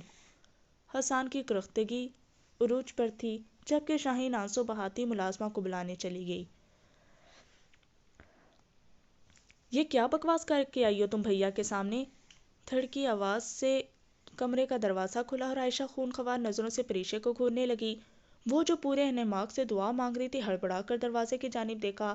عائشہ آگے بڑھی اور پریشے کا بازو دبوچ کر اسے مسلنے سے اٹھایا۔ مما، دعا تو مانگ لینے دیں۔ بازو میں درد اٹھا تو اٹک اٹک کر الفاظ نکلے۔ تمہیں ذرا بھی اندازہ ہے کہ تمہاری اس حرکت سے تمہارے پاپا پہ کیا گزرے گی؟ ہم نے تمہاری ہر خواہش کا خیال کیا، تمہیں کسی شے کی کمی نہیں ہونے دی، تو اس سب کا ہرگز یہ مطلب نہیں کہ تم ہمارے سر پر چڑھ کر ناچو۔ پریشے کی آنکھیں نم پانی سے بھرنے لگی تھیں۔ مما، میں آپ کو اور بابا کو ہرٹ کرنے کا مر کر بھی نہیں سوچ سکتی، لیکن میں اب رمیز سے شادی نہیں کروں گی، دھیما مگر حتمی لہجے میں باور کروایا۔ پھر کس سے کرو گی بتاؤ مجھے، کیا کسی اور سے کمٹمنٹ ہے تمہاری؟ عائشہ نے جانتی ہوئی نظروں سے اس کے چہرے کو دیکھا۔ یہ غلط ہے، ایسا کچھ نہیں ہے مما، آپ ایسا کیسے کہہ سکتی ہیں؟ پریشے نے بے یقینی سے اپنی ماں کو دیکھا۔ اگر ایسی کوئی بات نہیں ہے تو تم ابھی اور اسی وقت چل کر بھیا اور بھابھی سے معافی طلب کرو گی۔ لیکن میں ایسا کچھ نہیں کروں گی۔ پریچے نے عائشہ کو دیکھا اور واش روم میں گھس گئی۔ رمیز، یہ کیا دیوانوں جیسی حالت بنائی ہوئی ہے؟ آنکھیں بے تحاشا سرخ ہو رہی تھی، پیشانی پہ بال بکھرے ہوئے تھے، بائیں ہاتھ میں جگہ جگہ زخم ابھرے ہوئے تھے۔ آپ نے بلوایا تھا، کوئی کام تھا؟ سوال کو یکسر نظر انداز کر دیا۔ جو پوچھا ہے اس کا جواب دو، حسان نے غصے سے کہا۔ آپ دیکھ نہیں رہے کیا حالت ہے اس کی؟ اوپر سے تشویش کیے جا رہے ہیں۔ شاہین کو ناگوار گزرا تھا، حسان کو ڈانٹا۔ حسان نے تنبیہ نظر سے شاہین کو دیکھا تھا۔ شاہین کی زبان تالو سے چپک گئی تھی، البتہ دل ہی دل میں نہ جانے کتنے القابات سے نواز چکی تھی۔ غصہ تھا مجھے، اس لیے بے اختیار آپے سے باہر ہو گیا۔ نظریں چراتے ہوئے صفائی پیش کی۔ اپنے غصے کے قابو میں رکھنا سیکھو، چھوٹی چھوٹی بات پر ہائپر ہو جانا اچھا نہیں ہوتا۔ رمیز نے نگاہیں ملاتے ہوئے پوچھا۔ یہ چھوٹی بات ہے؟ ہاں، کیونکہ پریشے کا حق ہے، وہ چاہے تو حامی بھرے اور چاہے تو انکار کر دے، تم اس سے زبردستی کر کے اپنی بات نہیں منوا سکتے۔ حسان نے اسے سمجھایا۔ شاید آپ نے سنا نہیں تھا، وہ میری وجہ سے نہیں بلکہ آپ کی لالچی طبیعت کی وجہ سے انکاری ہے۔ رمیز، یہ کس طب و لہجے میں بات کر رہے ہو؟ میں تمہارا باپ ہوں، تم میرے باپ بننے کی کوشش نہ کرو۔ رمیز ایک نظر شاہین پر ڈالتا ہوا کمرے سے چلا گیا۔ پھر کیا سوچا ہے تم نے کاروبار کے بارے میں؟ یار تو خود بتا، کرائے کے لیے بھی کھینچ تان کر پیسے نکالتا ہوں، اب نئے کاروبار کے لیے لاکھوں کہاں سے لاؤں؟ بات تو 100% صحیح ہے، لیکن تو میری مانتا بھی تو نہیں ہے۔ پہلے ہی تو نے اتنی مدد کر دی میری، اب میں تجھ پر اور بوجھ نہیں بن سکتا۔ یہ کیا بکواس کر رہا ہے؟ حقیقت بیان کر رہا ہوں، اپنے پاس رکھ اپنی حقیقت۔ نبیل نے سر جھٹک کر کہا۔ وہ کہتے ہیں نا کہ آپ کا بہترین دوست خدا کا تحفہ ہوتا ہے، اور تو میرے لیے ایک انمول تحفہ ہی ہے۔ ریحان نے رسان سے کہتے ہوئے اس کے کندھے پہ بازو پھیلائے۔ تو میری شان میں زمین و آسمان کی کلابیں ملانا چھوڑ دے۔ میں تو ایک حقیر سا بندہ ہوں، میرے پاس جو بھی ہے وہ اس پاک ذات کا دیا ہوا ہے، اور نہ ہی میں نے تیری کوئی مدد کی ہے۔ میں کون ہوتا ہوں تیری مدد کرنے والا؟ ہاں، میں وسیلہ ضرور بنا ہوں، مدد کرنے والا تو صرف اللہ تعالیٰ ہے۔ اگر وہ مجھے وسیلہ نہ بناتا تو کسی اور کو بنا دیتا۔ اس نے میرے دل میں تیرے لیے ہمدردی پیدا کی کیونکہ اسے تیری مدد کرنی تھی۔ اللہ تعالیٰ انسان کو بدترین سے گزار کر بہترین عطا کرتا ہے تاکہ وہ اپنے رب کا شکر بجا لائے اور اپنے ایمان کا پختہ کرے۔ میں تیری ساری باتوں سے اتفاق کرتا ہوں، لیکن یار خون کے رشتوں میں تو محبت ہوتی ہے، اور پھر جتنا بھی بھیا کے قریب تھا شاید ہی ذوالفقار بھائی بھی اتنے قریب نہ ہوں۔ یار میں اپنا باپ سمجھتا تھا۔ اللہ تعالیٰ تمہیں ہر رشتے سے آزمائے گا اور پھر کہے گا کہ ہے کوئی مجھ سے زیادہ قریب؟ تم آزمائے گئے اپنے بھائی کی محبت میں، اور حسان بھیا کو آزمایا گیا دولت کی چکا چوند میں۔ آزمائش کے کئی درجے ہوتے ہیں، کسی کو دے کر آزمایا جاتا ہے اور کسی سے لے کر آزمایا جاتا ہے۔ ریحان دم سادے اس کی بات سن رہا تھا جیسے سامنے بیٹھا شخص کوئی عالم دین ہو اور وہ اپنا علم اس کے اندر قطرہ قطرہ انڈیل رہا ہو۔ دیکھ بھائی، ساری بات احساس کی ہوتی ہے، اور یہ جو حساسیت ہے نا، یہ آج کے دور میں ناپید ہوتی جا رہی ہے، اور جب سگے رشتوں میں احساس باقی نہیں رہتا تو رشتے بھی اپنی اہمیت کھو دیتے ہیں۔ اور یہ جو احساس ہے نا، یہ ہر انسان کے دل میں نہیں ہوتا، بلکہ جو قدرتاً نرم دل کے مالک ہوتے ہیں، جو دوسروں کے دکھ کو اپنا دکھ سمجھتے ہیں، وہی لوگ کامیاب ہوتے ہیں۔ بظاہر تو ہم سنتے ہیں کہ جو جتنا بے حس ہے یہ دنیا اسی کی ہے، لیکن پھر ان کی آخرت نہیں ہوتی ریحان، پھر ان کا اللہ بھی خیال نہیں کرتا، نہ ہی ان کی غیب سے مدد ہوتی ہے۔ اور غیب کی مدد بھی صرف ان لوگوں کے لیے ہے جو اس پر کامل یقین رکھتے ہیں، جو با اختیار ہو کر بھی بدلہ نہیں لیتے، جن کو یقین ہوتا ہے کہ وہ رب ہمیں اکیلا نہیں چھوڑے گا۔ کرو مہربانی تم اہل زمیں پر، خدا مہرباں ہوگا عرش بری پر۔ ایک نئے احساسات لیے وہ گھر پہنچا تھا۔ اپنی تمام مشکلات اسے روئی سے بھی ہلکی نظر آ رہی تھی، کیونکہ اسے یقین ہو گیا تھا کہ وہ آزمایا جا رہا ہے۔ صبر و استقامت کا دامن تھامے وہ ہر آزمائش پر پورا اترے گا۔ کمرے میں آیا تو رانیہ اپنے پرانے کاغذات کھولے بیٹھی تھی۔ یہ کیا کر رہی ہو؟ میں اپنی سی وی ڈھونڈ رہی ہوں۔ مصروف سے انداز میں دوسری فائل کھولی جس پہ پدرپا صفحے کلپ سے جوڑے گئے تھے۔ تمہیں کیا ضرورت ہے سی وی کی؟ میں ٹیچنگ کی نوکری کرنا چاہتی ہوں۔ تم نے یہ سوچا بھی کیسے؟ رانیہ کے حرکت کرتے ہاتھ ٹھہر گئے۔ میں آپ کو بتانے ہی والی تھی کہ جب تک ہمارے حالات سازگار نہیں ہو جاتے میں تب تک جاب کروں گی۔ رانیہ نے سنبھل کر کہا۔ کیا ہوا حالات کو؟ کیا کسی سے مانگ کر کھلا رہا ہوں میں تمہیں، یا فاقے کروا رہا ہوں؟ ریحان کے پتھریلے الفاظ رانیہ کو ساکت کر گئے۔ آپ غلط سمجھ، تم کہیں جا کر کوئی نوکری نہیں کر رہی، سنا تم نے؟ رانیہ کی بات بیچ میں ہی رہ گئی۔ لیکن آپ بات تو سن لیں، میرا وہ مطلب نہیں تھا۔ تمہارا جو بھی مطلب تھا، میں نے جو کہا ہے اس پر عمل کرو اور یہ پھیلاؤ سمیٹو۔ ریحان نے ناگوار نظر بیڈ پر پھیلائی مختلف چیزوں کو دیکھا۔ رانیہ یکدم ہی چپ ہو گئی تھی، شاید انجانے میں ریحان کا دل دکھا گئی تھی۔ وہ نم آنکھ کے لیے فائلیں سمیٹنے لگی۔ اسے کمرے میں محصور ہوئے 8واں گھنٹہ تھا، لیکن نہ تو اس نے کچھ کھایا اور نہ ہی کسی نے اسے کھانے کے ٹیبل پر بلوایا تھا۔ وہ تو ابھی تک عائشہ کے سخت رویے سے ہی نہیں سنبھل پا رہی تھی۔ نہ جانے کہ اسے یقین تھا کہ اس گھر میں سب اس کے خلاف ہو جائیں، لیکن عائشہ ہمیشہ اسے تحفظ دے گی۔ لیکن یہ اس کی خیام خیالی ہی رہی۔ اسے اپنے ماں باپ کو بھی صرف دولت ہی نظر آ رہی تھی، لیکن ریحان چاچو کے ساتھ ہوئی ناانصافی کسی کو نظر نہیں آ رہی تھی۔ یقین تو اسے رمیز پر بھی تھا کہ اس کا بچپن کا دوست، اس کے بچپن کا ساتھی، اس کے ہر فیصلے میں اس کا ساتھ کھڑا ہوگا۔ دونوں کی دوستی سے سبھی واقف تھے۔ اسی دوستی کو مد نظر رکھتے ہوئے حسان اور محسن نے بچوں کے رشتے پکے کر دیے تھے۔ ریحان کے معاملے کے بعد تو جیسے سب بدل کر رہ گیا۔ ہونا تو یہ چاہیے تھا کہ رمیز تایا ابو سے ریحان چاچو کو ان کا حصہ دینے پر اصرار کرتا، الٹا اسی سے ناراض ہو کر بیٹھ گیا۔ اسے افسوس ہوا تھا کہ پریشے کے لیے ایک لفظ رمیز کے منہ سے نہیں نکلا۔ اسے اپنی بے وقتی پر رونا آ رہا تھا۔ عائشہ کمرے میں آئی تو پریشے نے چہرہ اٹھا کر ماں کو دیکھا۔ چلو میرے ساتھ۔ کہاں ماما؟ اپنی تائی اور تایا ابو سے معافی مانگنے چلو۔ عائشہ نے نحوست سے کہہ کر اسے دوپٹہ تھمایا۔ ماما میں نے کل بھی آپ کو بتایا تھا میں کوئی معافی نہیں مانگوں گی۔ پریشے بیزار آ چکی تھی عائشہ کی ایک ہی ضد پر۔ کیوں نہیں مانگو گی؟ جب تمہارا باپ اس معاملے میں خاموش ہے تو تم کون ہوتی ہو بھیا کے سامنے آواز اٹھانے والی؟ تمہیں اندازہ بھی ہے کہ یہ حرکت تمہیں رمیز سے کتنا دور کر دے گی؟ مجھے کوئی فرق نہیں پڑتا ماما، اس نے انتہائی کرب کے ساتھ کہا۔ اور بابا یا آپ کیوں ریحان چاچو کے حق میں بولیں گے؟ آپ کی بھی آنکھوں پر دولت کی پٹی بندھی ہے، اس لیے آپ سب خاموش ہیں، لیکن میں خاموش نہیں رہوں گی اور نہ ہی اس شادی پر رضامندی دوں گی۔ آپ کو جو کرنا ہے کر لیں۔ تمہیں فرق نہیں پڑتا کتنی بد نصیب ہو تم پریشے، اس نے تمہاری محبت میں اپنے آپ کو لہو لہان کر لیا اور تمہیں فرق ہی نہیں پڑتا۔ پریشے ٹھٹک کر ماں کو دیکھنے لگی۔ ہاں پریشے میری بچی، وہ تجھ سے محبت کرتا ہے، تو اپنی ضد چھوڑ دے، یہ بڑوں کے فیصلے ہیں، انہی کو کرنے دے۔ وہ کمزور نہیں پڑنا چاہتی تھی۔ اس نے زور سے آنکھیں میچ کر نمی کو اندر اتارا۔ اگر اسے مجھ سے اتنی محبت ہے تو کیوں میرا ساتھ نہیں دیا تھا؟ کیوں تایا ابو کے سامنے مجھے صحیح نہیں کہا؟ کیوں چاچو کے ساتھ کی گئی ناانصافی پہ آواز نہیں اٹھائی؟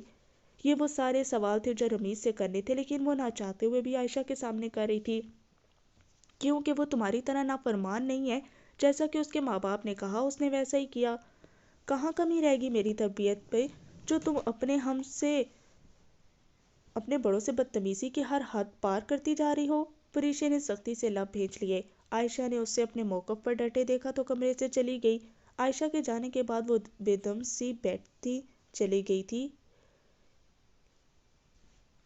مضبوط بننے کے لیے ایک بار ٹوٹنا پڑتا ہے، بکھرنا پڑتا ہے، جیسے فرشتے بکھر رہی تھی، جیسے ریحان ٹوٹ پھوٹ کا شکار ہو رہا تھا۔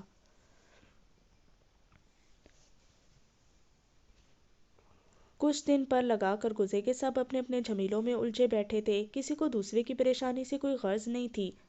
پچھلے کچھ دن سے شاہین کی ایک ہی رٹ تھی کہ رومان کو واپس پاکستان بلا لیں، لیکن رومان کا ہر دفعہ کہے جانے والا جملہ، اتنی جلدی کیسے آ سکتا ہوں، اب تو کاروبار بھی سیٹ ہو چکا ہے، یوں اچانک سب ختم نہیں کر سکتا۔ اس بار بھی دھرا گیا۔ آ جائے گا، تم کیوں پریشان ہو رہی ہو؟ حسان نے شاہین کو دلاسا دیتے ہوئے کہا۔ مجھے تو لگ رہا ہے وہاں کسی میم کی زلفوں کا اثر ہو گیا ہے جو اس کا ماں باپ سے بھی ملنے کا دل نہیں کرتا، اوپر سے لاکھوں روپے منگواتا رہتا ہے، نہ جانے کیسا کاروبار کر رہا ہے، ابھی بھی اسے ہمارے ہی پیسے کی ضرورت ہوتی ہے۔ کیسی فضول باتیں لے کر بیٹھ گئی ہو؟ میری ساری جائیداد دونوں بیٹوں کی ہی تو ہے، ان پر خرچ نہیں کروں گا تو کس پر کروں گا؟ چھڑک کر کہتے ہوئے حسان نیم دراز ہو گیا تھا۔ پریشے جو ان کے کمرے سے گزر کر کچن میں جا رہی تھی، ان دونوں کی باتیں سن کر نفرت سے منہ پھیر گئی۔ دوسروں کے حق کو اپنا حق کہنے والوں کو کبھی سکون نہیں ملتا تھا ابو، لیکن یہ بات آپ ابھی نہیں سمجھ سکتے۔ تلخی سے سوچ کر وہ کچن کی طرف بڑھ گئی۔ دل میں رمیز کے لیے جو ہمدردی تھی وہ بھی اب ختم ہو چکی تھی۔ جنہیں دولت عزیز ہو جائے ان کے لیے محبت کوئی معنی نہیں رکھتی۔ پھر 2 دن بعد ہی شاہین کے منہ سے نکلی ہوئی بات کی تصدیق ہو گئی تھی۔ رومان نے وہاں جینی نام کی لڑکی سے شادی رچا لی تھی۔ حسان کو تو گویا چپ لگ گئی تھی اس دن کے بعد سے جب کہ شاہین کا رونا دھونا بھی کم نہیں ہوا تھا۔ رمیز کو اس سب سے کوئی دلچسپی نہیں رہی تھی۔ وہ گھر میں کم ہی رہتا، سارا دن یونی میں گزار کر دوستوں کے ساتھ نکل جاتا۔ کہاں کھانا کھاتا تھا کچھ پتا نہیں تھا، رات میں شکل ضرور دکھا دیتا تھا شاہین کو۔ ریحان کو نبیل کے توسط سے ایک اچھی نوکری مل گئی تھی۔ یہاں بھی نبیل نے اسے اکیلا نہیں چھوڑا تھا۔ نبیل کی بیوی شاہدہ سے رانیہ کی اچھی جان پہچان ہو گئی تھی۔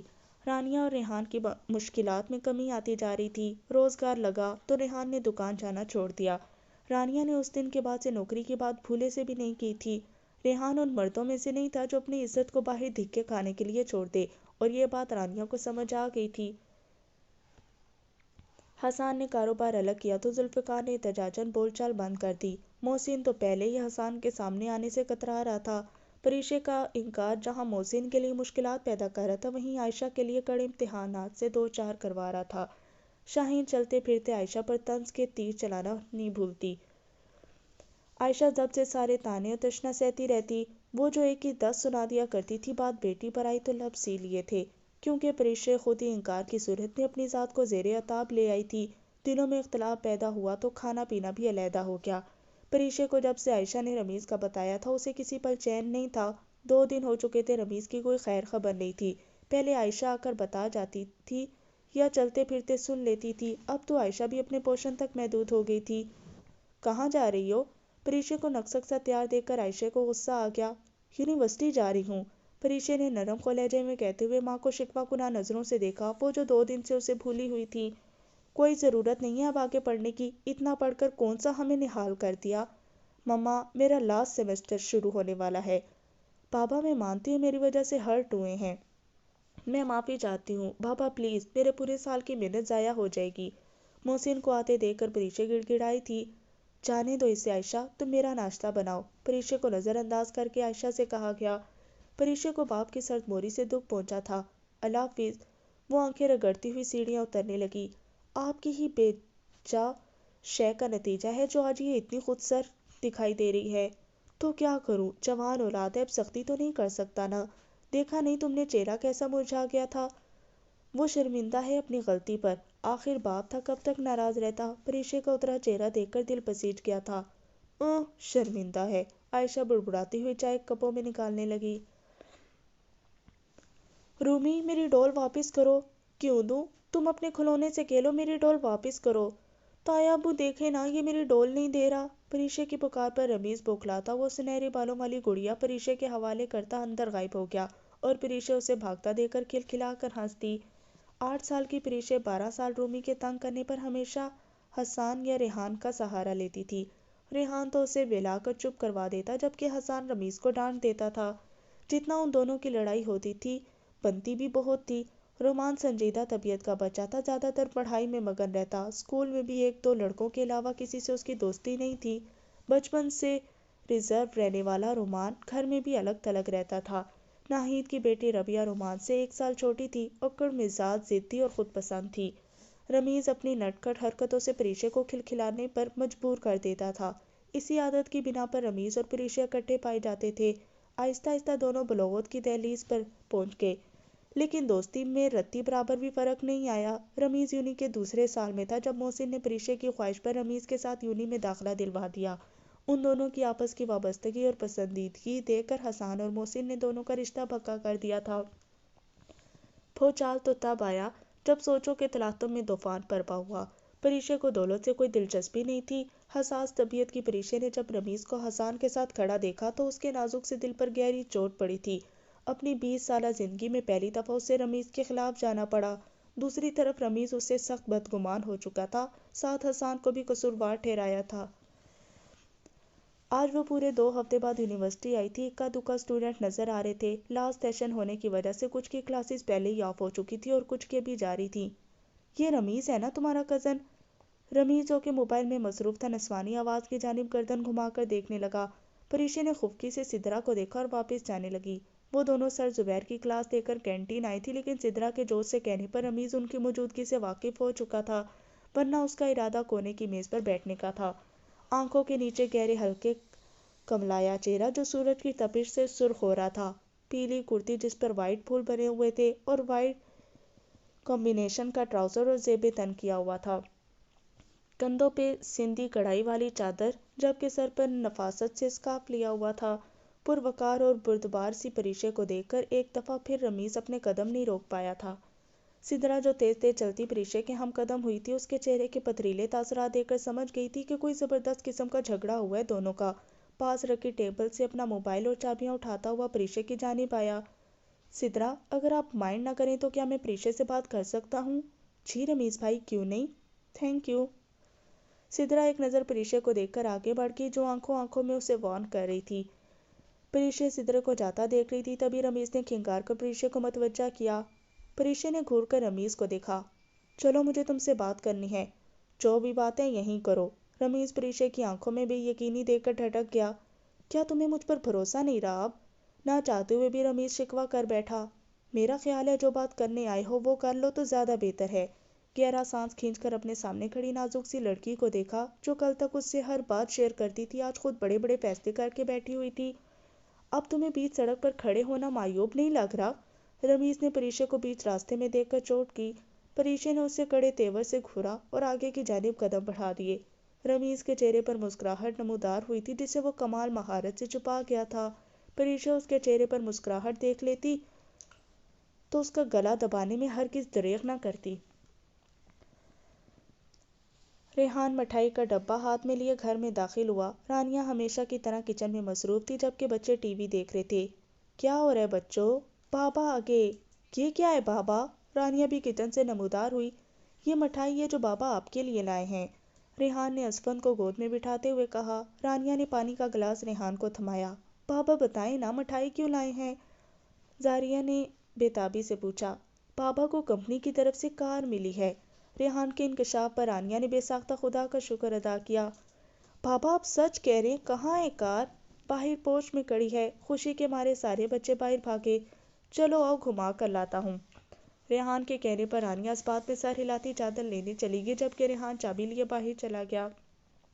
जहाँ उसे नबील के दोस्त ने कारोबार लगाया था, वहाँ से 2-3 दिन बाद ही उसने माजरत कर ली थी, जिसकी वजह यह थी कि रेहान को एक मल्टी नेशनल कंपनी से अपॉइंटमेंट लेटर मिल चुका था, जहां वो इंटरव्यू देकर आया था। उसकी ईमानदारी और दयानतदारी की वजह से कुछ ही महीनों में प्रमोशन हो गई थी। ये गाड़ी भी उसी प्रमोशन का हिस्सा थी।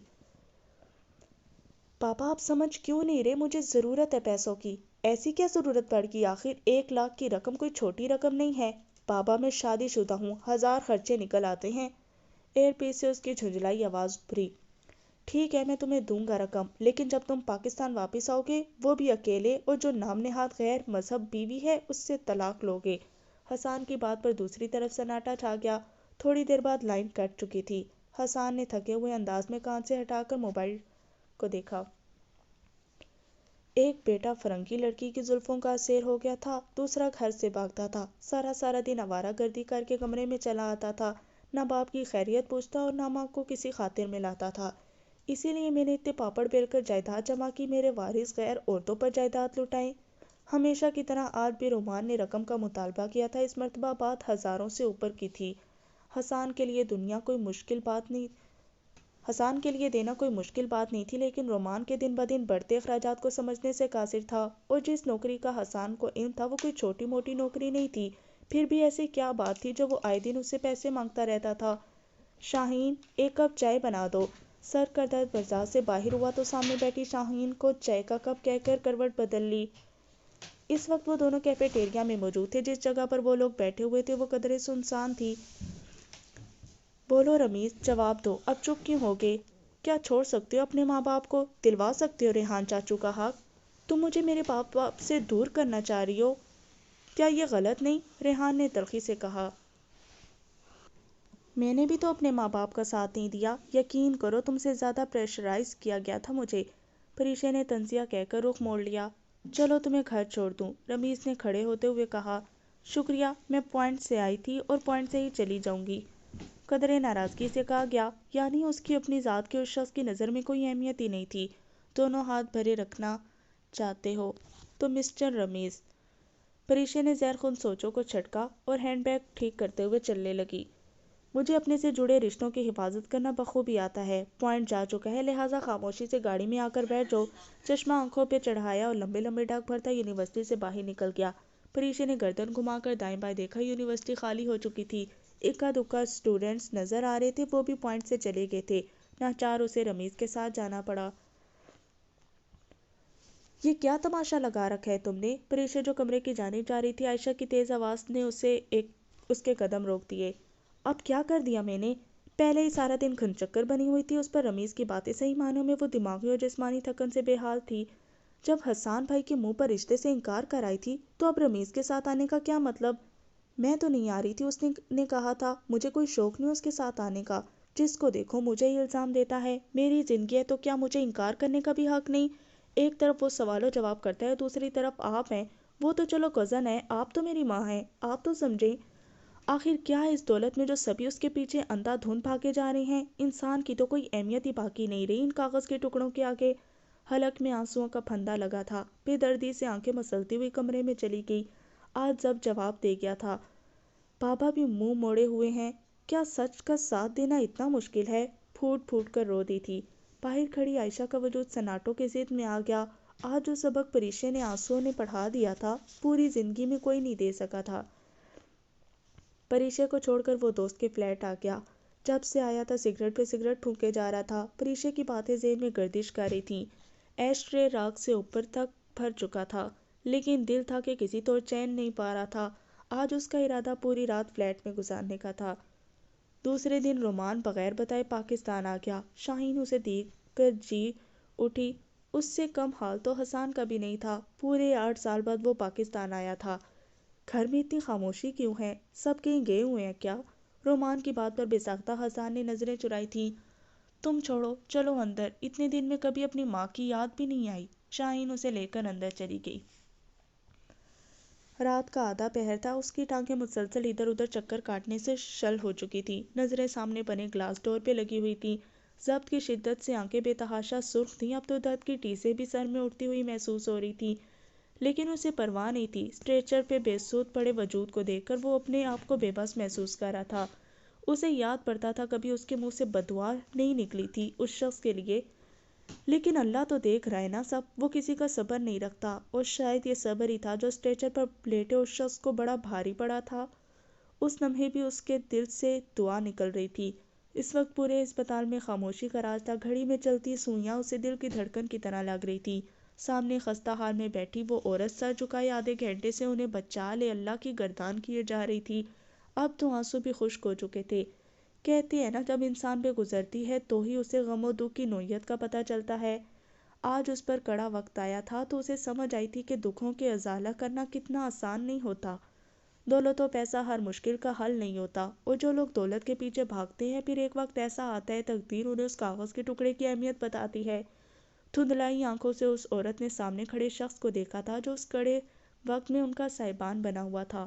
اپنی اولاد کو عیش میں رکھنے کے لیے ان دونوں میاں بیوی نے اس کا حق مارا تھا، تو وہ کیسے سکون سے رہ سکتے تھے؟ جس اولاد کے لیے انہوں نے حرام حلال میں فرق نہیں کیا تھا، وہ اولاد بھی آج انہیں تنہا کر کے چلی گئی تھی۔ پیسہ تو حیات کی میل ہوتا ہے۔ اکثر ہم اپنے بزرگوں سے یہ سنتے آ رہے ہیں، لیکن کیا ہم یہ بات سمجھتے بھی ہیں؟ ہم اپنی پوری زندگی مال و دولت کے پیچھے بھاگنے میں برباد کر دیتے ہیں۔ ہم سمجھتے ہیں بے تحاشا دولت کو جمع کرنے کے چکر میں ہم جائز و ناجائز، حلال و حرام ہر فرق کو مٹا دیتے ہیں۔ اللہ کے دیے ہوئے ہر ایک کام کو یکسر بھلا دیتے ہیں جیسے ہم نے کبھی سنا ہی نہ ہو۔ حقیقت میں ہم زندگی گزار رہے ہوتے ہیں، جیتے نہیں ہیں۔ مخلص انسان ہی ہمیں زندگی کی رانیوں سے متعارف کرواتے ہیں، لیکن ہم ان مخلص لوگوں کے جذبات سے کھیل جاتے ہیں، ان کی نرمی کو کمزوری سمجھ کر ہر حد پار کر جاتے ہیں، اور ہمیں اس سب کا احساس تک نہیں ہوتا۔ ہوش تو تب آتا ہے جب پانی سر سے گزر چکا ہوتا ہے۔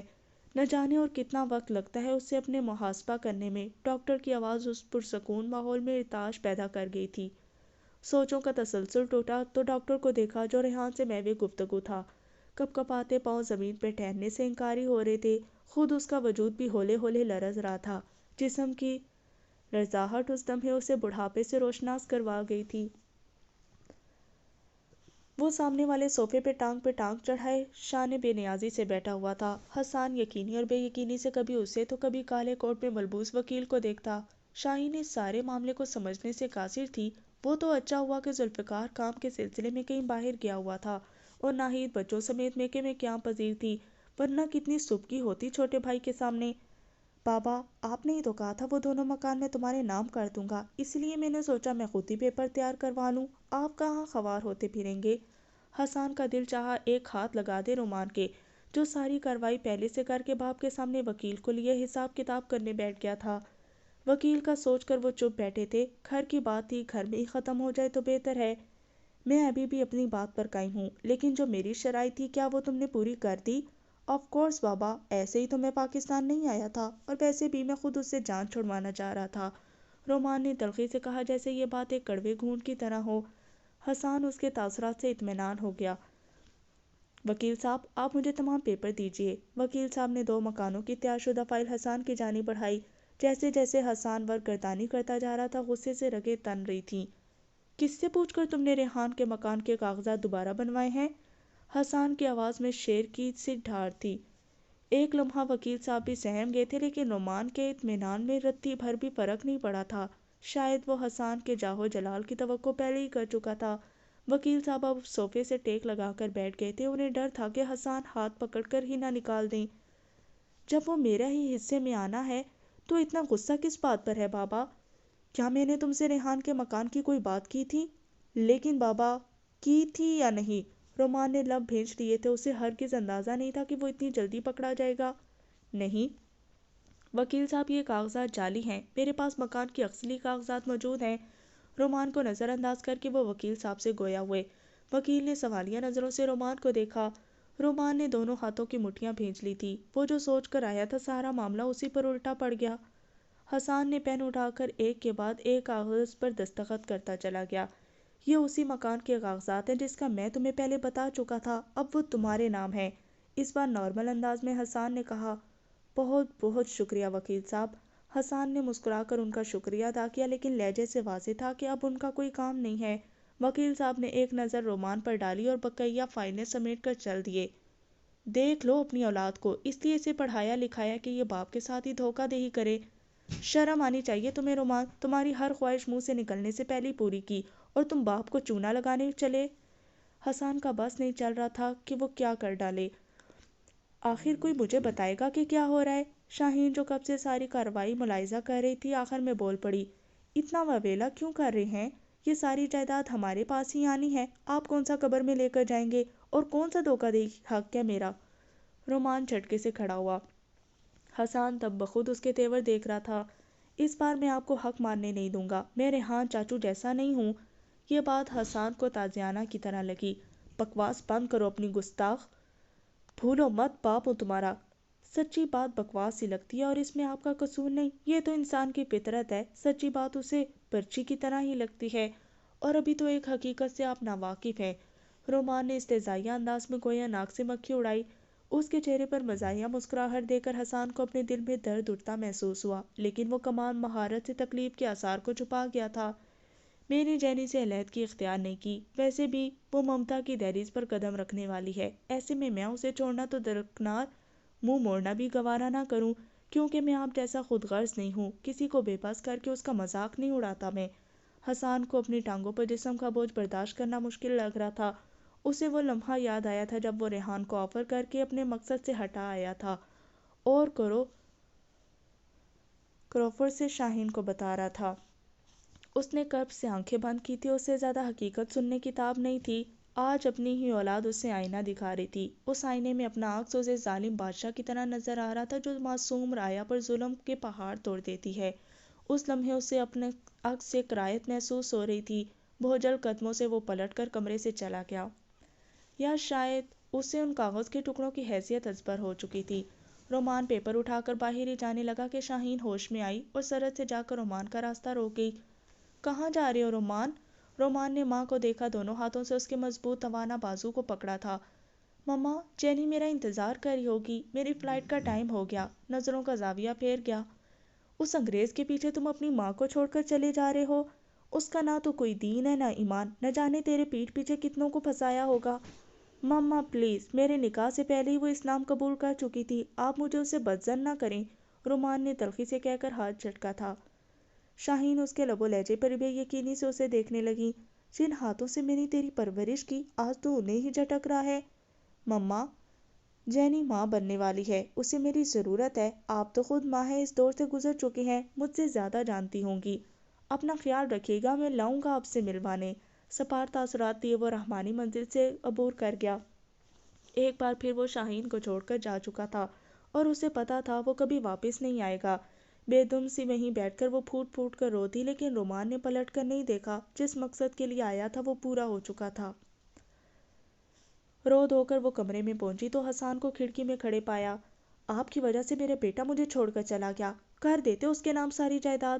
حسان نے پلٹ کر اپنی شریک حیات کو دیکھا تھا۔ آپ کی اس لالچی طبیعت نے دونوں بیٹے مجھ سے دور کر دیے، نہیں چاہیے مجھے یہ دول۔ اس سے پہلے وہ اپنی بات مکمل کرتی حسان پورے قد سے زمین بوس ہوا تھا۔ شاہین رونا دھونا بھول کر زمین پر بے حس و حرکت پڑے حسان کے وجود کو دیکھ کر لبکی۔ گھر میں کوئی تھا نہیں۔ پہلا خیال رمیز کا آیا، جو 2 دن سے نہ جانے کہاں غائب تھا۔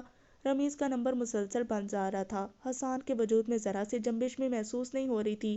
شاہین غائب دماغی سے موبائل کو دیکھ رہی تھی۔ ایک دم ذہن کے پردے پر ریحان کا عکس پوری آب و تاب کے ساتھ چمکا تھا۔ لمحے کے 1000ویں حصے میں ریحان کو کال ملائی، کچھ ہی سیکنڈ میں کال ریسیو کی جا چکی تھی۔ ایئر پیس سے مندی مندی آواز نیند سے بیدار ہونے کا عندیہ دے رہی تھی۔ شاہین کی دی جانے والی خبر نے ایک بار پھر ریحان کے پیروں سے زمین کھینچ لی تھی۔ آدھا گھنٹہ لگا تھا اسے رحمانی منزل پہنچنے میں۔ بال بکھرے ہوئے تھے، نائٹ سوٹ میں ملبوس وہ بھاگتا ڈورتا کمرے میں پہنچا۔ حسان کو جیسے تیسے کر کے کار میں بٹھایا۔ شاہین بھاگ کر پیچھے حسان کے ساتھ ہی بیٹھ چکی تھی۔ صبح تک ذوالفقار اور محسن بھی اسپتال پہنچ چکے تھے۔ پریشے نے آتے ہی شاہین کو سنبھالا تھا۔ ریحان ایک دفعہ بھی حسان کے کمرے سے دور نہیں ہوا تھا، البتہ وہ رات کو ہی رانیہ کو اطلاع کر کے گھر سے نکلا تھا۔ ڈاکٹر کے مطابق حسان کو شدید صدمہ پہنچا تھا۔ بلڈ پریشر کے شوٹ کر جانے سے دائیں جانب کے اعضاء مفلوج ہو چکے تھے۔ اگر وقت پر ٹریٹمنٹ مل جاتی تو ہو سکتا تھا وہ پیرالائز ہونے سے بچ جاتے۔ شاہین رات سے بس ایک ہی بات سوچے جا رہی تھی، اگر ریحان بھی نہ آتا تو۔ اس سے آگے اسے دل بند ہوتا ہوا محسوس ہو رہا تھا۔ تھوڑی دیر بعد رانیہ ناشتہ لیے ہسپتال پہنچ گئی تھی۔ رانیہ کو آتے دیکھ کر شاہین اس کے گلے لگ کر جو روئی۔ رانیہ کو سنبھالنا مشکل ہو گیا۔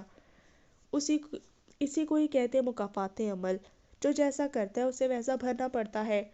بس تم بدلے کا اختیار رکھتے ہوئے بھی صبر کا دامن نہ چھوڑو، بے شک اللہ بہتر انصاف کرنے والا ہے۔ تقریباً سبھی وہاں موجود تھی سوائے ان دونوں کے۔ رومان کے آنے اور جانے کا کسی کو پتہ نہیں چل سکا، جبکہ رمیز کو 1-2 بار کال ملائی گئی تھی لیکن موبائل بند جا رہا تھا۔ 1 ہفتے بعد حسان کو ڈسچارج کروا کر گھر لے آئے تھے۔ ایک بار پھر رحمانی منزل میں سب موجود تھے۔ رمیز کو باپ کی نازک حالت کی خبر ملی تو اپنی کوتاہی پہ جی جان سے کڑ کر رہ گیا۔ شاہین بھی کب تک سلواتیں سناتی، ایک تو چھوڑ کر جا ہی چکا تھا، دوسرے کو ناراض کرنے کا رسک نہیں لے سکتی تھی۔ حسان کی آنکھیں ہمہ وقت بھیگی رہتی۔ اس نے ہوش میں آتے ہی سب سے پہلے ریحان کو پکارا تھا۔